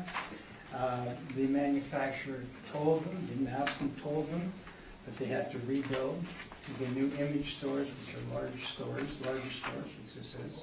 That previous Toyota store was 15,000 square feet. This is more than double that. The new Toyota model, the new image of Toyota, requires that they have a drive-through car wash open to the general public included in their service area. And it also includes that they have a Jiffy, what I'm going to call a Jiffy Lube, a super lube included. It has a main floor showroom. The rear of the house is the service parts. These are built also with tire storage that may or may not be used, because some of the viewers don't want tires in the premise. This particular one has a mezzanine. The city doesn't differentiate. They charge the same rate on the mezzanine, which is contrary to municipal board-owned zoning. Most notably, McNaught, where there's a lesser rate for mezzanine space. They use it for staff trainings, mostly sales training. The main offices, the business offices, customer lounges, main showroom are on the main floor. And unique to this dealership, and I'll come back to it in a minute, is that about 50% of the space is the lesser quality finish, which would be service, parts, tire storage, drive-through appointments. You drive your vehicles in here and set your appointment. And they're the lesser rates. The front end of the house, which is a higher quality finish, which may be more retail related, would be the customer lounge, the showroom, the business offices. And typical car dealerships, up until this is somewhat unique, they're about 60% front of the house, about 20% service and maintenance, and about 20% parts. This one is a bit different. It's about 50-50 because of the drive-through car wash and the move. Page 2 of the brief is just the assessment department. It identifies it as a complete auto dealership, which it is. We go to our brief on page 3, and you'll see that our position is that we disagree with the assessor. The 1362 rate, which was developed using retail properties, we think is totally inappropriate. We've used a rate of $11.50, which was what this board has ruled on these types of properties in the past cycles, not the past week. In the past cycles, we were 11.5 over 25,000 feet and 12.5 under 25,000 square feet. We've used that, we've accepted the 1150. We also have that supported by previous decisions on this cycle this year. We've accepted the 2%, although we disagree that it now is contrary because the assessors are now telling us that they used a retail model, that's the closest thing, then you have to use retail vacancy rates. So that's wrong, and it should be higher, but I'll ask the board to reflect that in the cap rate, a little higher cap rate. We're asking for the 5%. The shortfall is $7, city uses $5.99. And cap rate, 7.75%. Why is cap rate higher in an auto mall than it is outside? Well, number one is you've got a restricted use. So that limits who can buy it or who would buy it. Bed, Bath, and Beyond, even if they wanted to be in there, couldn't be. So that's a risk factor, and that's reflected in cap rate. The other thing is that the big thing, and the city used to recognize this and stopped about 2014, is you need a capital replacement reserve to take the risk factor away from somebody buying this property knowing that they not only have to maintain those roadways that are on the site, but they have to ultimately replace them. And on one side, you have a funded, on the east side, thanks to Mr. Murray, he required that they fund it, that they fund the pending, or the ultimate requirement to replace the infrastructure, which are roads and hydrants and things of that nature. On the west side, which this property is on the west side, they have no fund, they have no capital, any money for reserve. They're gonna deal with it when, if and when it comes. But that makes it virtually impossible to sell. So there is a limited market, there's a cap, there's a certain amount of risk associated with a purchaser buying a property, knowing that they may have to come up with money to refurbish it. We have a very good example of a flex warehouse on 1301 Keniston, the beautiful Terracons, and they give a capital replacement reserve. They anticipate when they'll have to replace their infrastructure, and it's recognized by the department. The only place this is recognized is in the capital replacement reserve. We've used the cap rate, I'm sorry. We've used 7.75%. It's supported by decisions in this cycle by another board, and we're asking for $4,582,503. Flip the page, you'll see the assessment department information. Page 6. Just put my glasses on. Shows you where the site is, and Mr. Poundman member made a good observation a few hearings ago. There's a huge difference in desirability to be on Waverly as opposed to being in the back end of the house, to being, you can't see this property. You mentioned you can see it from Bishop Grandin. You can see the signage, but you really can't see the property. The site, the first site was McNaught's, was prime, Dan Murray was big, McNaught's were big. Those are the ones. Even Mr. Gauthier bought into it when he didn't own the dealership, bought into that corner. So the exposure is a big thing. So there's lesser exposure back here as you get into the away from the main streets. Going here, you'll see that it's got adequate parking. Land to building ratio is required. This picture's in to show at the top right. It is a car wash. They have a drive-through car wash. If you go back to the Jet car wash days, you get your car and you drive right through the thing. That was a requirement of Toyota, and that's in the back of the house. If you flip the page, this is the showroom. You can see back where the staircase is with the kind of glass railing. That takes you up to the staff training room. This is the front of the house, this is called. We're standing now in what would be a customer lounge area, looking at the showroom. And then these are the business sales offices here, and then a little more confidential are in the back of the business offices, and that's where people apply for loans. This on page 9 is the counter, and you can see they've got some features. It's like a little cappuccino bar or something back there. You go to next page, number 10, and again, this is why they're 50-50 as opposed to 60-40, is this one has a drive-through express service. Anybody can come and for $29.99 to get their oil changed. And that's unique to this particular, in Winnipeg, You get a card, you can get an oil change, but these are express lubes where, it's part of the requirement that they may be doing. If one were to look at cap rates and market rents, one would think they would look at the vehicle service as opposed to the big box retail. And so I refer you to page 11. And these are these are vehicle service comps, to give you a feeling as some of them are very, very interesting. Sturgeon Tire sells tires, it's auto related, it's $10.72. Maximum Mufflers right on Portage Avenue, just around Evanston, and their muffler repair and their rent's $12.35. Cal Tire is a brand new building they built, or not brand new, the building they built on Oak Point Highway for Cal Tire, and it's got an 11-to-1 land to building ratio because they want to be the guys that sell the big trucks, the big semis of tires. So they need to turn around. CarStar is a legitimate metal basher. It's a collision repair, $12.96. And Capital Ford is closer to a full service auto dealer than it is to vehicle related.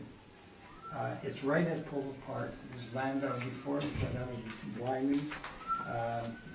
It's now called Capital Ford, and it's $10.14. But it did come up at evidence yesterday that nobody knew the amount, that there's been that particular lease has been rewritten, so it might be higher now. But this just gives you an example of what vehicle related would be and what this industry can possibly pay. I don't know what the board's position is, but we did have a discussion the other day where we weren't allowed or weren't invited to share decisions from this cycle with the board. Mr. Chair, do you have a position or may I share it? The panel will decide how much weight we'll put on it if you want to quickly refer. Okay. These are 1400 McPhillips is the original Gautier GMC Cadillac. It's a, Mr. Paul and I handled this in December. The decision is to use a capitalization rate of 7.75%. The arguments that were accepted there were that if it were in an auto mall, we'd be suggesting 8%. The board accepted the 7.75. Thank you. And we put in attached, oh shoot, I've got it here. They should pass that that way. We also, when we do these, we always analyze the decision, how the decision came and got it here. You know what, I think you've got it It's at documented here. 11:50, it's in the doc, it's in. Yeah. We've got the second one here. You know what, we're familiar with Yeah, these. well, they're $11.50, and the essence of the argument, I'll go really quickly. The essence of the argument is that that we weren't totally opposed to what the city was doing. They're contemplating, trying to find another property to identify, and we differ with the city. We think flex warehouses. And a flex warehouse is something that's 20% finished and the rest is used. There's a bit of retail, there's a bit of this, there's a bit of that. You'll see what's happening on Keniston. We understand that argument. Yeah, and that, they are 7.5 to 9%. Yeah. So how would you like to go through your page 3 for your evaluation? I think we've all analyzed the differences. Well, there's only one thing I want to say, just if I can. Interestingly enough, if you look at those 214 retail, and they're the most current, and retail is suffering, retail is at risk, the whole industry is at risk because of Amazon. By the way, as an aside, Amazon is selling cars in Europe. And once they start selling cars in North America, this whole industry changes again. Okay. But to sum up my argument really quickly, my biggest thing is the market rent should be $11.50. You've heard arguments here today of lesser amounts. You've heard arguments of higher amounts. $11.50. I'm suggesting that what I disagree with is the city using big box retail because they've got massive high ceilings, and the car dealership build mezzanines because they don't want all that heat going up there. Okay. So they're not appropriate. They would never be. You can't sell cars out of big box retail. Okay. But you can sell cars out of flex warehouses. You can see that. You can drive down Waverly. Look, there's Mercedes over there. So how is this relevant to what is that in the cap rate you're applying? No, because what it amounts to is The flex warehouse market rents are $7 to $9 a square foot. The city is using an example here with a great many big box retail. If you took the most current leases at 14, at 50/50, it's $11.30 a square foot, and I believe the market should be $11. I believe the cap rate should be 7 3/4, and it should be 8, except it's brand new. It's essentially brand new dealership. So that's why we've gone less than 8%. Otherwise, it would be 8%. Okay. These dealers, I believe this dealership was 8% last year. Thank you. Thank you. Andy, any questions? A couple questions. I understand that you disagree with the big box retail, difference of opinion. Yeah. And you indicate you should rely on flex warehouse rents, although you don't have any flex warehouse rents within your brief, do you? Flex warehouse, just the presentation of 11.5 by blending it, and that comes from $7.50 to $9 we use as our flex warehouse. But that information is not in your brief. No, it is just in the 11%. So looking at the rental comparables that you do have within your brief with vehicle service lease comps, you have 1072, 1235, 1380, 1296, and 1014.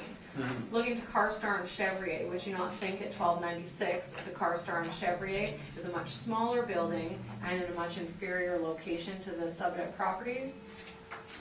These are vehicle service related, it's to show what other alternatives you have, And to I'm make your just- adjustments to. So my- You don't have to make your adjustments, and you're in the appraisal program, so you know that when you're doing comparables, you have to have comparable adjustments. If- Sid, maybe answer her And question. my question to you was how you quantify your comparables. So do you agree that CarStar's location on Chevrier Yeah. is an inferior location to the subject property on Waverly in an auto mall? It's probably an inferior location, but it's not encumbered by the condominium restriction. My questions are with regard to the rental rates. We're not talking about Yeah. cap rate, we're talking about the Yeah, rental. yeah, it's probably a better location. The subject is a better location. Cal Tire on Inksbrook is the one that has the closest square footage to the subject property. It's at Yes. $13.80. Would you think it's a comparable location, superior, inferior? Well, if you're in the business, just like Mr. Newfield explained, if you're in the business of selling motorcycles, you can have your Harley Davidson on Oak Point Highway, it's a good location, because that's where the people are, the customers are. If you're Cal Tire and you want to be the guy that sells the big rigs, their tires, you want to be there. And they have an 11-to-1 land-to-building ratio to be able to handle all those trucks coming in. And it's brand new and it was built and leased with the hoists and whatnot in I as think well. you answered my question. Thank you, Mr. Chairman. Those are my questions. Richard, any questions? I have none. Thank you. Lynn? I have none. And I have none either. Okay, requirement for summary, I think you've summarized most of it, Mr. Story. I think so. Would that be think- fair? Lindsay, okay, that concludes Unit 61717 Waverly.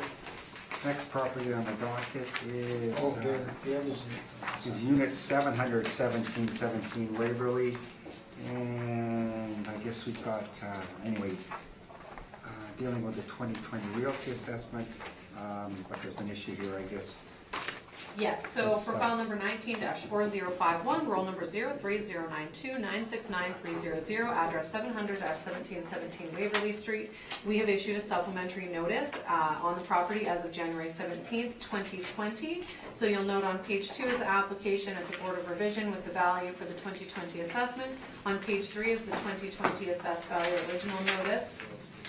And then on page 5 is the supplementary notice that we issued. So there is actually a sup, so this property, the value under appeal is not actually the value on the property as of today's date.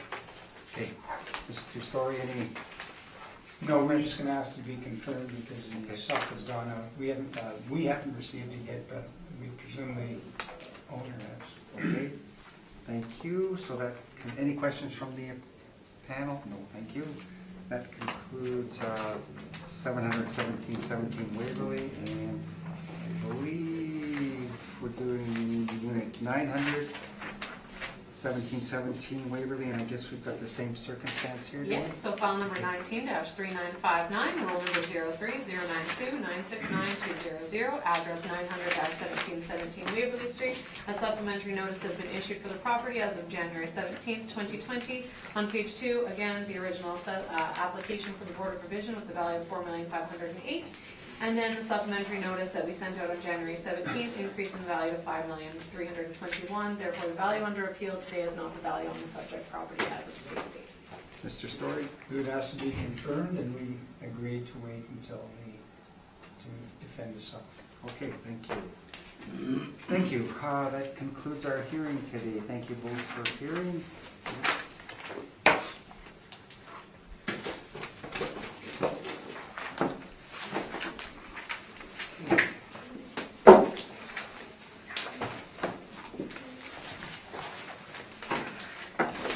Thanks, Lindsay. Thanks,